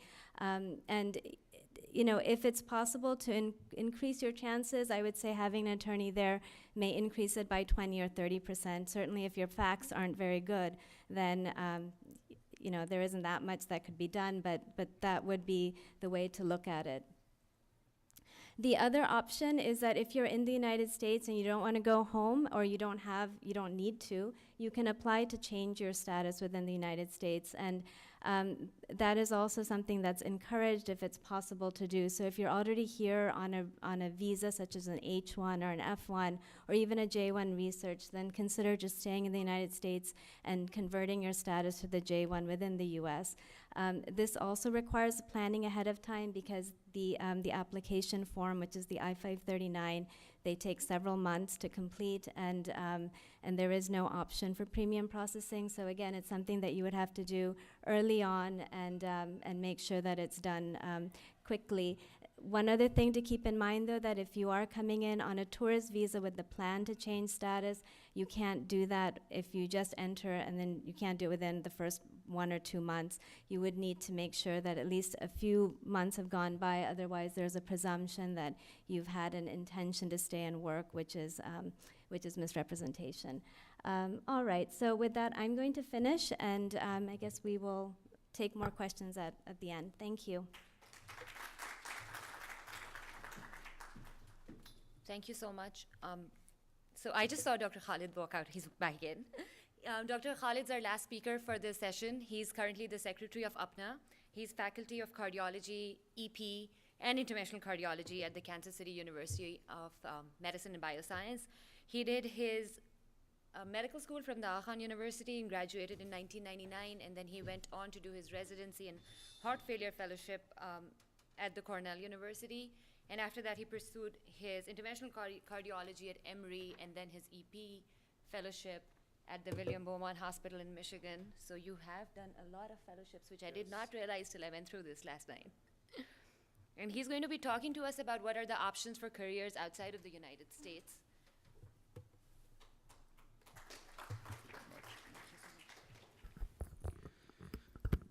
Assalamu alaikum and good afternoon, ladies and gentlemen. Thank you, Sana, Shehzad, all the members of the Young Physician Committee to invite me for this talk. As the Secretary of APPNA, I want to welcome all of you to our annual convention. And I hope you're having a good time and you were able to attend the CME sessions that we had in the morning. There are going to be more CME sessions tomorrow as well. You're all welcome to attend those. So the reasons why, so this is, hopefully going to be a very short talk, and that's what I'm trying to do, is to get you enough time for a Q&A session in the end. The reason why I am doing this talk is, number one, I have worked with the Young Physician Committee for years and years. Since 2005, I chaired this committee, I co-chaired this committee, so I have numerous and extensive experience with working with mentorship and visa issues. On the other hand, I also worked in numerous countries. In addition to Pakistan, United States, I worked in Saudi Arabia, I worked in Qatar, I worked in Abu Dhabi, and I did clerkships in South Africa. So what I want to discuss is briefly, first of all, hopefully every one of you will get into residency programs in the US. This is my aim, this is our aim, that's why we had this mentorship program. But it is always good to have backup plans. One of the key things that I found, and I've gone through all of this as well, and I also had visa refusals and denials, perseverance is the key. Never get discouraged. So always improve yourself, always improve your CV. We have had excellent advice today, and we are always here for advice. So perseverance is the key. However, just some backups, just in case you are waiting to improve your CV to come to the US, there are other options for postgraduate education as well. I'm not going to discuss the UK or the European Union. I've never worked in those countries. I will briefly touch about South Africa. I will talk more about Saudi Arabia, Qatar, and UAE. One thing that I wanted to add before I go on to those are, if you are doing residency training in Pakistan, you do your FCPS, there is an option of doing fellowship training in the US or Canada. In the US, it's much better if you have ECFMG certification.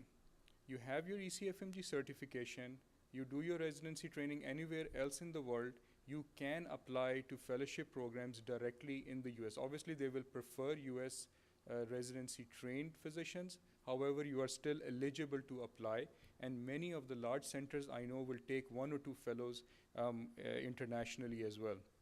At least at Emory, we used to take 1 fellow who did his entire training outside the US.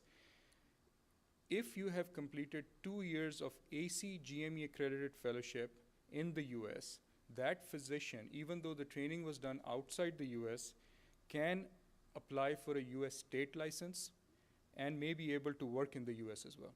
Some of these physicians have gone on to get waivers from the boards and actually sat for the boards without training. But that's a longer process, but you can certainly apply for US state license and work in the US. I know of people who did orthopedic surgery at Aga Khan, and they came and did 2 years of hip replacement and knee replacement at Mayo Clinic, accredited fellowships for 2 years, and then got a Kansas license and worked in Kansas and other places as well. Usually the states will be primarily Midwest states, Missouri, Kansas, Oklahoma, but you can pretty much go to any states. I know of a physician who went to upstate New York as well in close to Syracuse after doing endocrine for 2 years. So that is certainly one of the options that you have after doing residency training in Pakistan. You can also do paid or unpaid fellowships in Canada for 1 to 2 years. And I have numerous examples of that, because when I was in Saudi Arabia, I was the director of education there, and I had a bunch of mentees that were training, and I helped them get into advanced heart failure fellowship. One did advanced imaging fellowship, University of British Columbia, after doing FCPS cardiology in Pakistan and in Saudi Arabia. I also know of fellows that did pediatric cardiology or advanced fellowships in fetal cardiology after finishing pediatric cardiology fellowship elsewhere. So these are options. So this is not the major option. This is not the bulk of fellows, but you will see 1 or 2 fellows that are taken internationally in Canada as well. In South Africa, they prefer house job, completed house job from Pakistan. obviously you have favorable chances in all of these areas if you have completed some training. So if you've done medical officership somewhere else, your chances are better to get into South Africa. You join as a medical officer. You can complete your requirements leading to FCP or FCS, which is their equivalent of FCPS in Pakistan. The training, accreditation and the curriculum in South Africa is very similar to the UK, so it's not as organized as the US, but it is still can lead to fellowship training. Once FCP or FCS is done, many physicians in South Africa can get GMC registration in the UK. Many of them have gone to Canada and Middle East for consultant positions. In Saudi Arabia, occasionally, tertiary care hospitals will accept residents or fellows who have completed training in Pakistan, leading to Arab board or Saudi board. Now, this training is recognized for further examinations such as MRCP as well. Similar to Pakistan, you can train at Khan or Shaukat Khanum and be able to sit for MRCP and MRCOG or some of these other fellowships from the UK. Similarly, in Saudi Arabia, and other hospitals in the Middle East, you can complete your residency training and be able to sit for exams in Canada, UK, or other EU countries, especially France. When I was in one of the large hospitals in Riyadh in Saudi Arabia in 2008, 2009, with the College of Physicians and Surgeons Pakistan in King Fahd Medical City in Riyadh, 22 residents and fellows joined and completed training in numerous specialties. I know 2 of them actually, after doing their training, joined residencies and fellowships in the US in internal medicine, gastroenterology, neurology, neurophysiology, in some really, really good programs. And one of my trainee in cardiology went on to join an advanced fellowship in Canada as well. Qatar has ACGME accredited residency programs, number of them at Hamad General. They are affiliated with Weill Cornell Medical College in Doha. They are really good and something that I would ask people to look into. It's something that is not known that much, but they take a lot of physicians from outside Qatar. They actually don't have much physicians in Qatar. So most of them are actually imported from outside, even at residency levels. So they are, affiliated with Weill Cornell, very recognized training, and then many of them actually come for further residency or fellowships in the US. Lastly, UAE. Some governments, especially government hospitals, do take residents for postgraduate training. Some of these programs were ACGME accredited. I was at Mafraq Hospital in Abu Dhabi, one of the largest training hospitals in Abu Dhabi, and they had ACGME accredited residency, internal medicine residency program there. Although most residents were graduates from UAE Medical College, we were affiliated with Gulf Medical College, which was in Sharjah, but they were taking a few residents directly from other countries, including Pakistan as well. So this was not supposed to be an exhaustive review of all residency trainings outside Pakistan and the United States, but I just wanted to give you a flavor that there are other options. I did not discuss Singapore. I know of people going to Singapore at the National University in Singapore, takes a lot of fellows. I know people did advanced fellowships there, hand surgery and stuff like that. I know of people that are accepted in Australia and New Zealand. They give their USMLEs, and just based on that, they are accepted in Australia and New Zealand. So I will stop 40 seconds ahead of time, and hopefully we can use that for questions. Thank you, Sana. Thank you very much. Thanks a lot, Dr. Khalid. I would like to thank all the speakers who took the time out to come and talk to us. And just to thank you, which we cannot do enough, Dr. Iqbal is going to give you a plaque. So I will call all of you one by one. If you could please come and take that. And then if you could take some seats here in the front row to just take questions from the audience, that would be great. Thank you.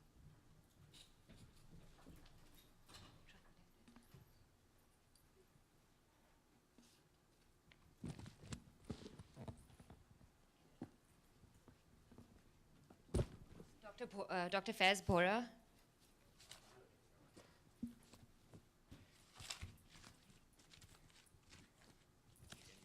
Any of them? Anyone's? First of all, thank you everybody for joining. And this year of YPC, I think job was really hectic. I'm sure because of the visa issues there. And one thing I can say that I have the best team one can ask for, being the chair, and all of the YPC members, they were excellent. They did a wonderful job. I had a real good backup to the team there.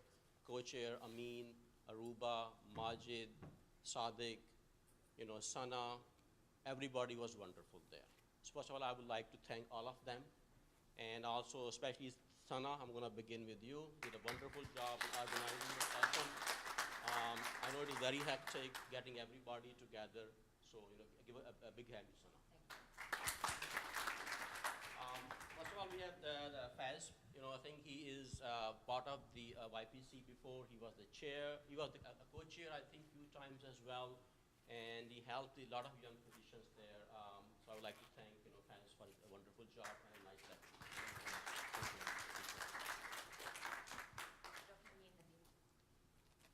Next is Amin. Amin is one of our co-chairs of YPC, has helped us a lot. And with the visa issue, especially which I am handling, he's making my job easier, actually. So thank you, Amin.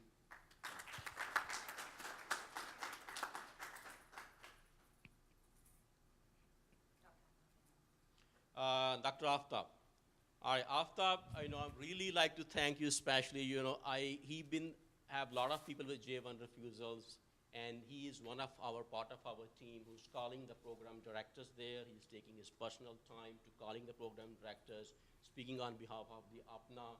Even yesterday I called him. We have one physician who was about to lose his position, and I called him right away. He made the phone call. So really, thank you a lot.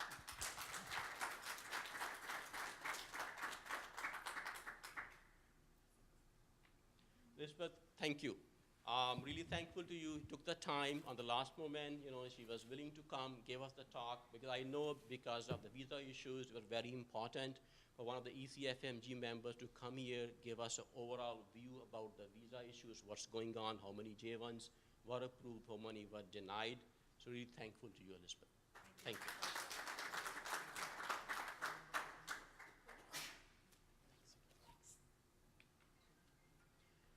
Shahzad. All right. So again, Shahzad, I think he's very helpful. He's one of the attorneys in Florida. He's the first person I contacted. Our president, Dr. Sajid Chaudhry, he recommended me, and he's been helpful a lot. During Ramadan, we have about 34 J1 refusal people there. And with YPC, all the members, they have raised some donations. And we requested Shahzad to coach those people there. Because everybody has some flaw in their history. So during Ramadan, he was doing online Skype session there while he was fasting there, like 5 people, 6 people he was interviewing them and giving them the preparation. Because of those efforts, we have 17 people, they got the visas. So thank you, Shahzad, for all the efforts.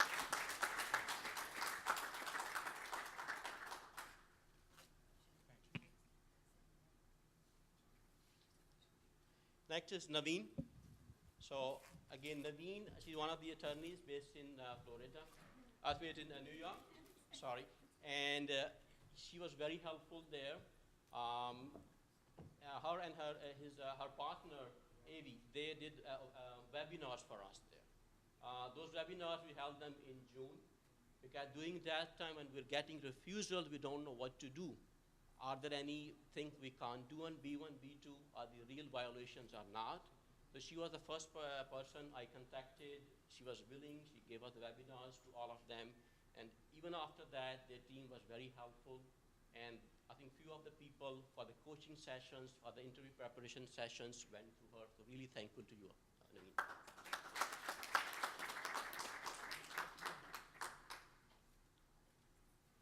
Rizwan. I think Rizwan is here.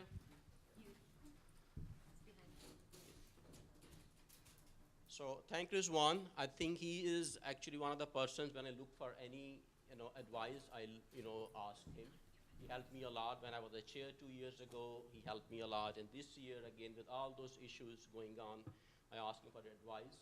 During our with the visa issues, we were want to contact the congressmen in different states. Our goal was to contact at least 1 or 2 support letters for each person who was refused J1. And I don't have any much contacts in APPNA. So he was our man. Sana and both of them, they were contacting the APPNA members. And with their help, I think we got letters for almost all of them. So thank you, Rizwan.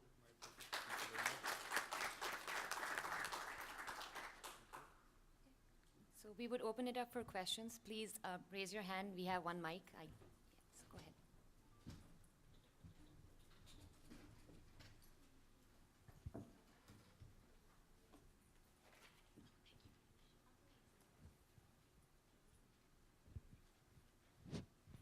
First of all, I'd like to say thank you guys very much for everything today. I have a question that relates to the applications. Would it be better to apply on September 15th if you only have step 1 and CS, and if your CK results coming out in October? Or should I wait until I have the complete application? Thank you. Dr. Bora.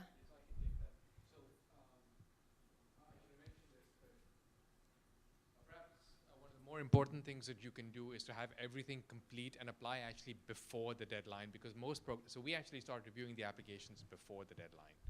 And the sooner you can have your file complete, the more chances you're going to have. So don't wait until the last day. So I would actually even preempt you by saying, as soon as you can get your application complete, that's when you should try and do that. The sooner the better. Yeah, Dr. Khalid wants to add something to that as well. So I'll add something to Faiz. Not only apply as early as possible, one thing that I've always done in my coaching seminars is to develop a timeline and go backwards. So say, when do you want to start your training? So 2020, July 1st, and then you go back. March 1st is going to be the match. The interview is the fall, the winter or fall before. The application is September 15th or something like that. I have to finish BECFMG certified at least 2 to 3 weeks before that. So that means your CS has to be given in that way. Step 1, step 2.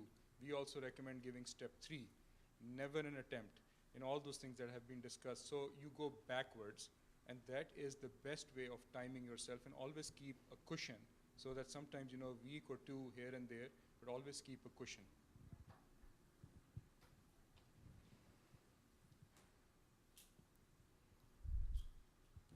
Hi, I have a similar question with Saad. I'm hoping to also apply this cycle, but in case if I cannot make the deadline, should I hope to get a better score for my CK and at the same time try to amp on my CV, apply for next cycle, or should I try to aim for this cycle? Thanks. Dr. Ahmed, do you want to take that? Yeah, the sooner is better, but the scores are important. As long as there is no attempt, I would say that just go ahead, because as the time goes by, you have to fill that space, that what you've been doing. You have kind of explanation to do what you've been doing. If there is a worth research that you can get publication out of it, then it's fine. If you know for sure you are going to improve your score, are you planning to get higher score? Yes. Otherwise, I would do it sooner. But definitely hitting it hard, like it was said earlier, that put all your effort in the first attempt. All your effort. Because either you do it or you don't. There is nothing like in the middle that, oh, you know what, let me try it once and then I'll do a little bit better next time. No, there is no second time. I do think that gap gets very difficult to explain. And it just it never leaves you. Fellowship interview, your job interview, they always keep you asking about it. So do your best to apply as soon as you can. And try never to have an attempt on your exam. Never. It's a big no-no nowadays. Assalamu alaikum, Dr. Bora, about the personal statements. In regards to red flags, I'm wondering if you have examples on those, what we should avoid to include in our personal statement.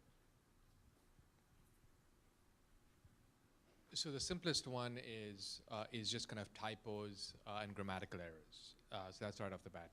And then I think secondly, if you're saying things that may be culturally or politically incorrect, and then thirdly, just weird statements, which I can't give you a specific example of, but but I think this is where so you might not think what you've written is awkward or off the cuff, but if you give it to 2 or 3 other people and have a different perspective on it, they might sort of pick up things that that just might slip your eye.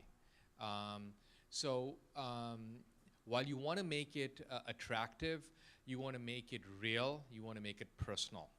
And I think beyond that, just have someone else kind of review it. Dr. Ahmed wants to add something as well. I'll add pretty much on the same thing. I can tell you that one of the personal statement I counted, there were 34 I's. Every sentence was starting with I. So what I got out of it is that, you know what, this is all about me, me, me. There's nothing that, okay, what I'm going to contribute. US system, and for a good reason, it's a team-based thing. You cannot run and do everything by yourself. You have the fellows, you have the residents, you have colleagues attending, consultants, PAs, PTs, and everybody. So it's a team thing. You cannot do everything by yourself. So if you're talking about everything is about me, they'll say, okay, what about the patient? So always look into that, that have someone else look at it. There is a story. We see that, okay, how is the story? This person is starting here. This is what he did. And this is what he wants to do, where he gonna go. So all those things, they are connected. And now we are seeing that, okay, these 3 years, how they fit into that big picture. If you cannot tell me the story, just tell me I have 3,000 plus applications. Why should I pick up your application? What is in it? We read the first thing is it was said in the personal statement part. First thing you have to create is a hook. That why this person, after the first few lines, why they should go through the whole personal statement. What is in it? So first you have to create the hook. And then once you hook that reader, then you're telling them the story. Now they are following. And then you have to conclude that story. So that's what the personal statement is. So I do want to add one thing. So I'm a child psychiatrist, so someone sent me a personal statement to review it for child psychiatry fellowship. So the person mentioned, so first you do 3 years of adult psychiatry training or 4 years of adult psychiatry training.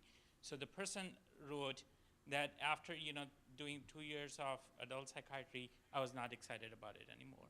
So that's why I want to do child psychiatry. So I told that person, maybe you want to word it differently, because a lot of time child psychiatry, even adult psychiatry problems start right in the childhood. So that's why you want to help them more. And then there was another, personal statement about psychiatry, and the person wrote, long paragraph about what kind of, psychological issues she struggled with, and that's why she wants to go in, psychiatry. So some of those things. And I'll just add one of the big other red flags. A personal statement is your personal statement. It's not your friend's statement. It's a big red flag when you read that, I grew up in a small town outside Multan, and then you read the next one and it's the same thing. I grew up in a small town outside Multan. So do not copy. It's your personal statement, not anybody else's. And please get it read, by somebody else. We think we are writing the best thing possible, but somebody else reads it, they will be able to give you some, constructive criticism. Thank you. Assalamu alaikum. I would like to ask if you can help me understand how different types of research experiences are judged.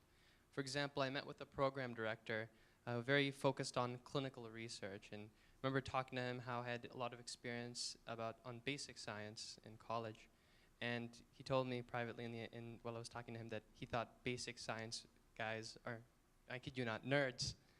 And of course, as a practicing physician, that's not something you'd want. So in a practical sense, if you can just help me understand on different types of research experiences, how do program directors view them? And I'm sure there's a spectrum. Faz, you want to take that?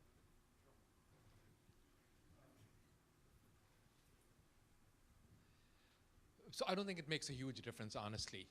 The key thing is how productive were you? What did you achieve in the time that you took off to do research, and your exact contribution to the work. Now, it is a team effort, so you're not going to be writing the entire paper or doing all aspects of the research yourself. But I think it's key that you show that you were in a leadership role in what you were doing, that maybe you acquired some new skills. If you're doing some clinical research, that you are now very facile with statistical analysis, you can do meta-analysis, etc. That would be invaluable to a lot of people. Or if you took a year and a half or 2 years off to do research, and that's bench research, you have learned cell culture, you have learned ELISA, northern western blots, that you have achieved something, and at the end you have a few publications to show for. So I think both things work well. The flavor for what type of research, I think, really depends on who's interviewing. If I were interviewing you, I would prefer the basic science because I do basic science. But I don't think it makes a big difference at the end of the day. If I had somebody who had done a year of excellent clinical research with some good publications, that's outstanding.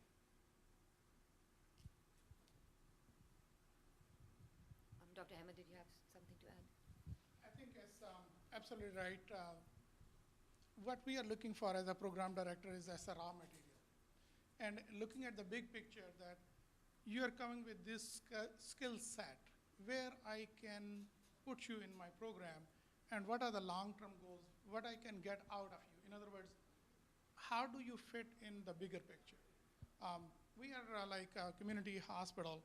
I cannot hire 10 researchers. It's not a university program. Even university programs, they cannot do that. So in other words, we are looking for the clinical people. We are looking at the people who are going to be in primary care. We're looking at the people who are going to be applying for fellowships. So where do you fit in that picture? What role I have in the story that I'm going to tell as a program director? So do you fit that character that I'm going to choose one of you or whatever it is? So it's not the primary clinical versus the bench or basic research. It is that where do I see that I can use these skills to get our program meet their needs.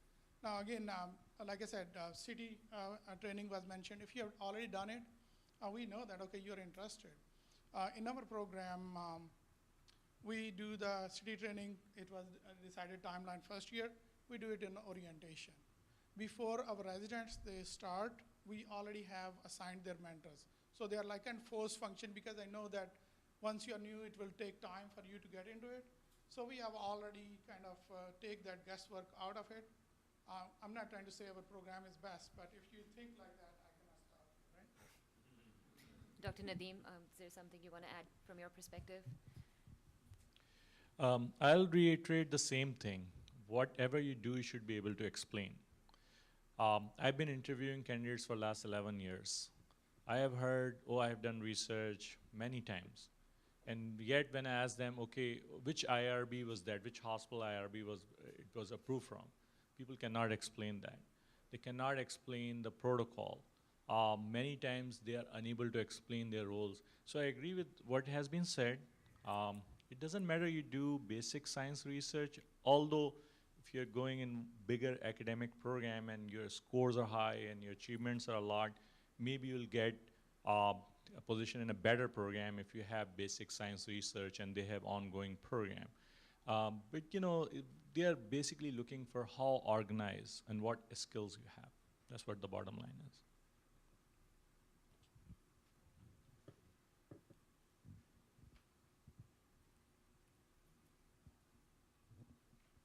I just have two general questions to add about clinical research and publications when applying for residency.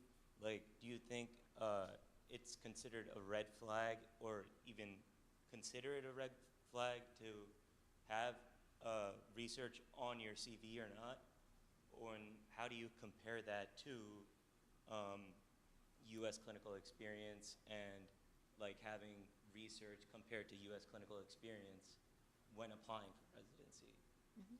Okay. Yeah, Dr. Nadeem.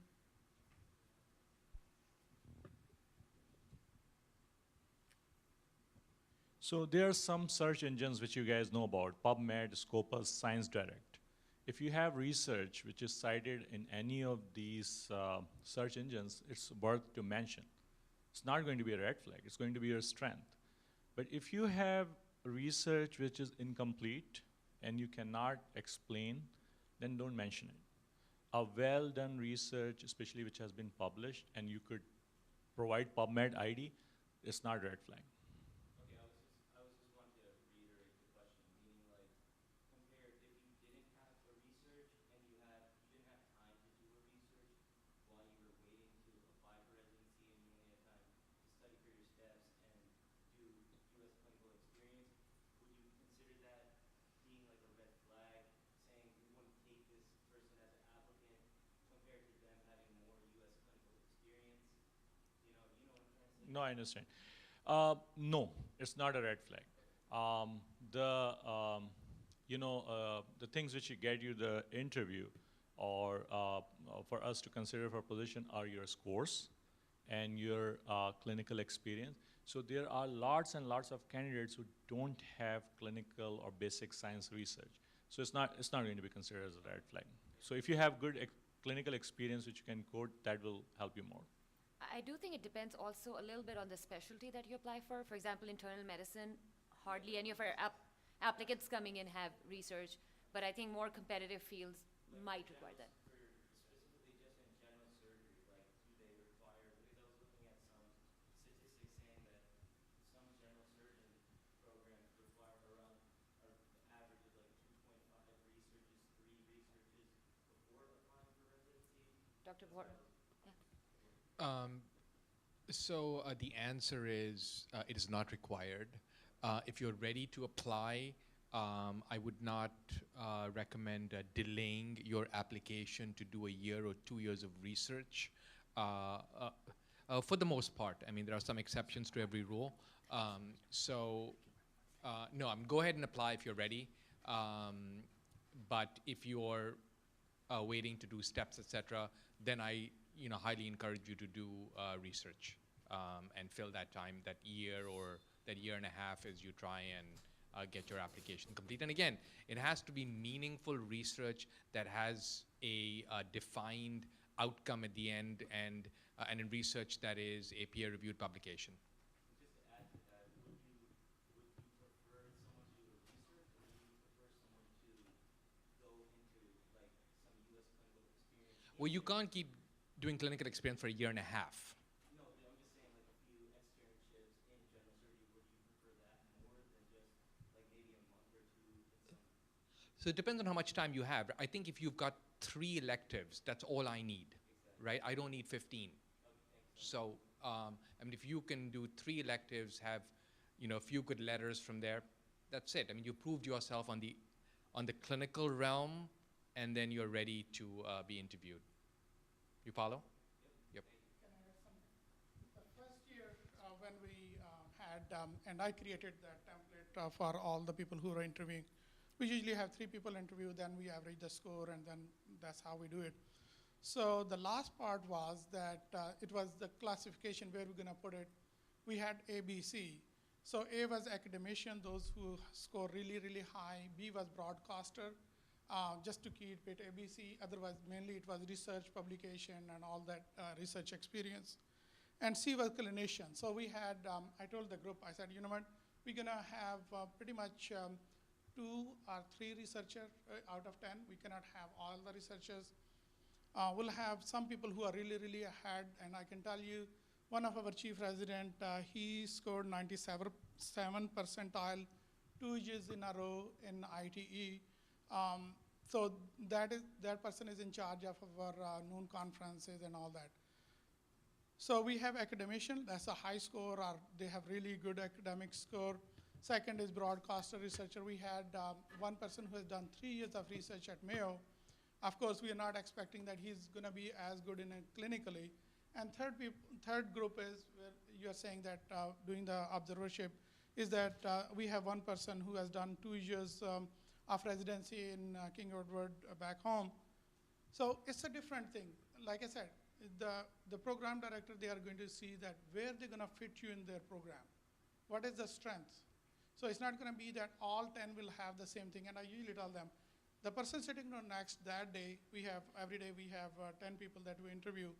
That person sitting next to you may have a very high score, Many publications, or very fresh graduate may not have publication, may not have too much of research or score, but that is a clinician. So we have different categories, and we are putting them in different buckets. So where do you fit? We do not know. You may have a strength that someone else may not have. Someone else may have strength that you don't. So don't be too much bogged up with that question. Just go with your strength, and that's your chance. Just for FYI, this side is winning. This side, there is nobody not.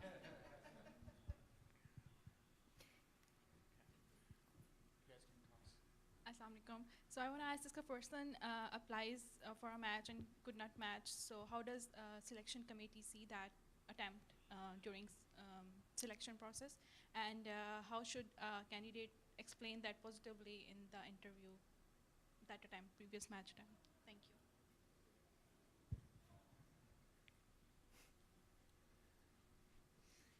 So this ties down with the research thing.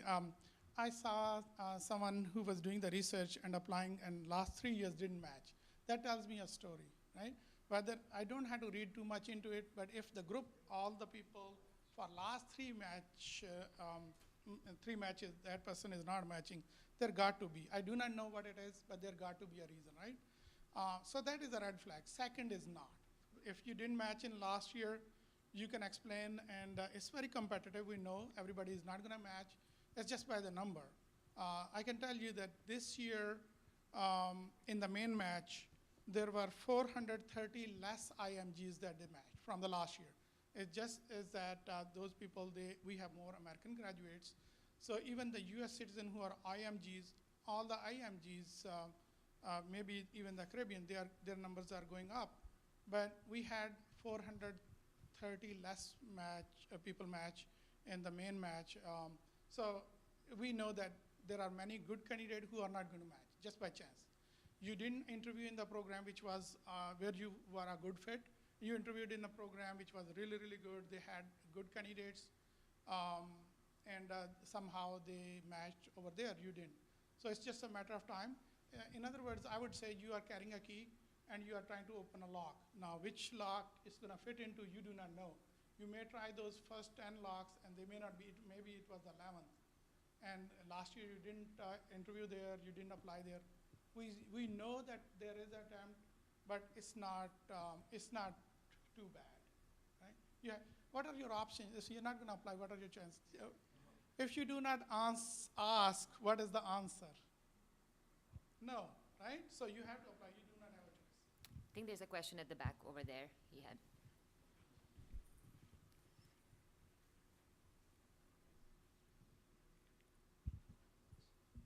Assalamualaikum. Thank you, Dr. Wahid. So I want to take a research year next year, and there's these three programs that I really like in Florida. I've rotated or volunteered at 2 of the 3, and they all have a history of accepting IMGs. So my question is that as far as reaching out to people to pursue research opportunities, how should I go about that, and what can I do to maximize my chances of matching at those specific programs? Which specialty are you applying for? Okay. It was internal medicine. Who, Dr. Nadeem? Because I'm internal medicine. Good thing you didn't work at our hospital. Otherwise, I would say you have more chances there. But if you worked in those hospitals, they know you. You have to see that who are the decision makers and how you fit into that. You think that only attendings are watching you. It's your senior resident, chief resident, everybody. So those things are not in written format, but they'll say, okay, he's doing a good job. It looks like he gets along well. He gets things done. So all those things they will count, and most programs, they will extend at least the courtesy interview, if not seriously, if you work there. So your chances are more if those people, you had like 30 days of interview, right? In other words, instead of going there for 1 hour or a couple of hours or 4 hours, half a day, you have like 30 days time to like 4-hour shifts. So 60 times interviews. So you have more chance. If you cannot impress them there, the chances that you're going to impress a new program in 4 hours are a little bit small. there was a question on this side. And we're just going to take one more in. I think it's almost 5. We're going to stop, but please email us the questions, and the speakers will be here for you to individually ask questions. Can you please elaborate on U.S. clinical experience, its importance? Like there are different things, observership, internship, externship.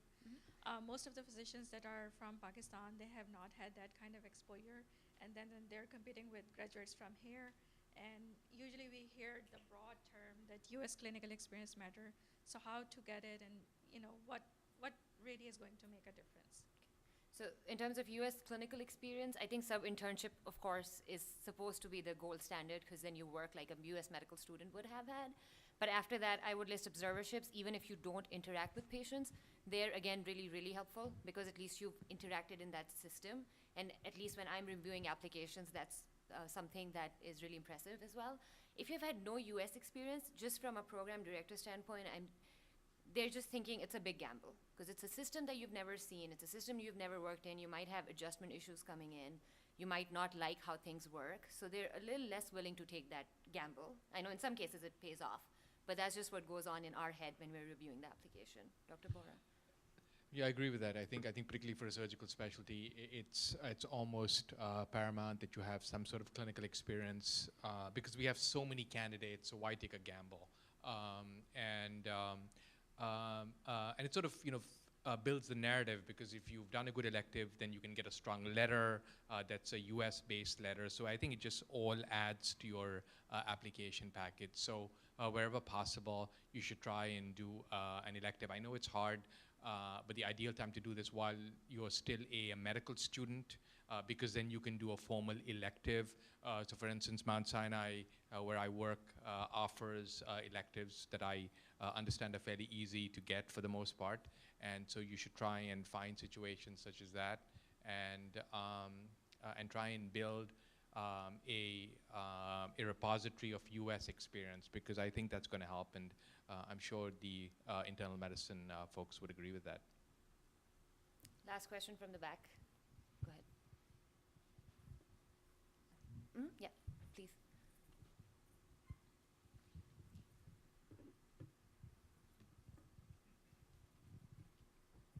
Assalamu alaikum.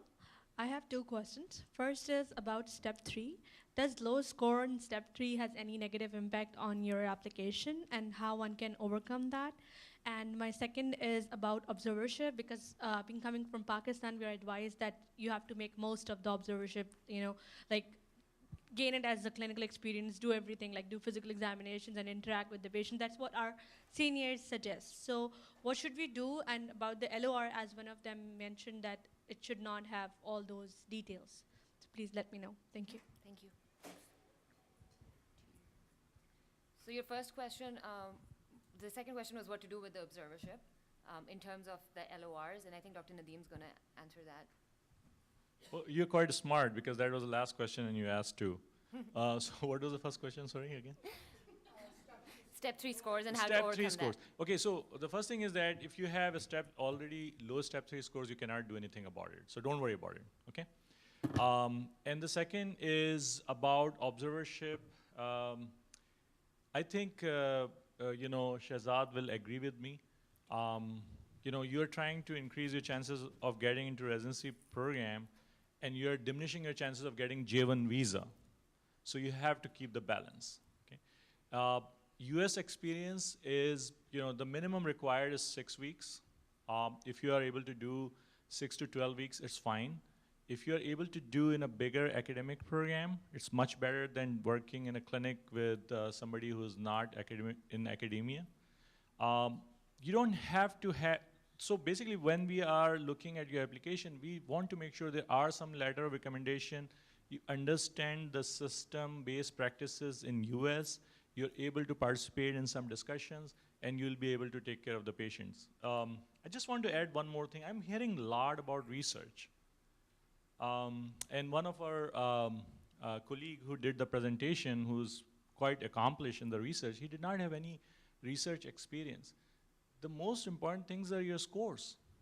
If you have 240 plus scores, you're a recent graduate, your chances of getting matched, your chance of getting interview and match are pretty high. So don't, the other thing which has been mentioned, so keep in mind, scores, don't waste time to improve your CV because you will have hard time in explaining that. So as soon as you have, you're eligible to apply for the program, go ahead and do that. And don't spend time in the research with ill-defined outcome. So you do the research for 6 months and you're unable to publish, it will count against you. Okay, so here's what I've seen with regard to the observerships, that the consular office will forgive, viewing and observing, okay? But when it comes to taking physical exams, counseling, history taking, they will say, no, that's a foul. You went overboard. That was not a permissible activity for your B1. Okay, so that's where the line is drawn. With respect to the length of time, I am told from fellow physicians that the observerships, in order for it to carry weight for your resume, that 6 to 12 weeks is sufficient. However, with almost all of the visa refusals, that came to me, they involved staying in the U.S. for 4 months, 5 months plus. So you don't want to get into that territory lengthwise. Okay? Thank you again for all of you who've come a long way to attend this. We'll be here to answer any other questions that you have, and please have some tea. You guys probably need that after talks. Thank you so much. Hey, thank you so much. It was really nice meeting you. Did a great job. No, thank you.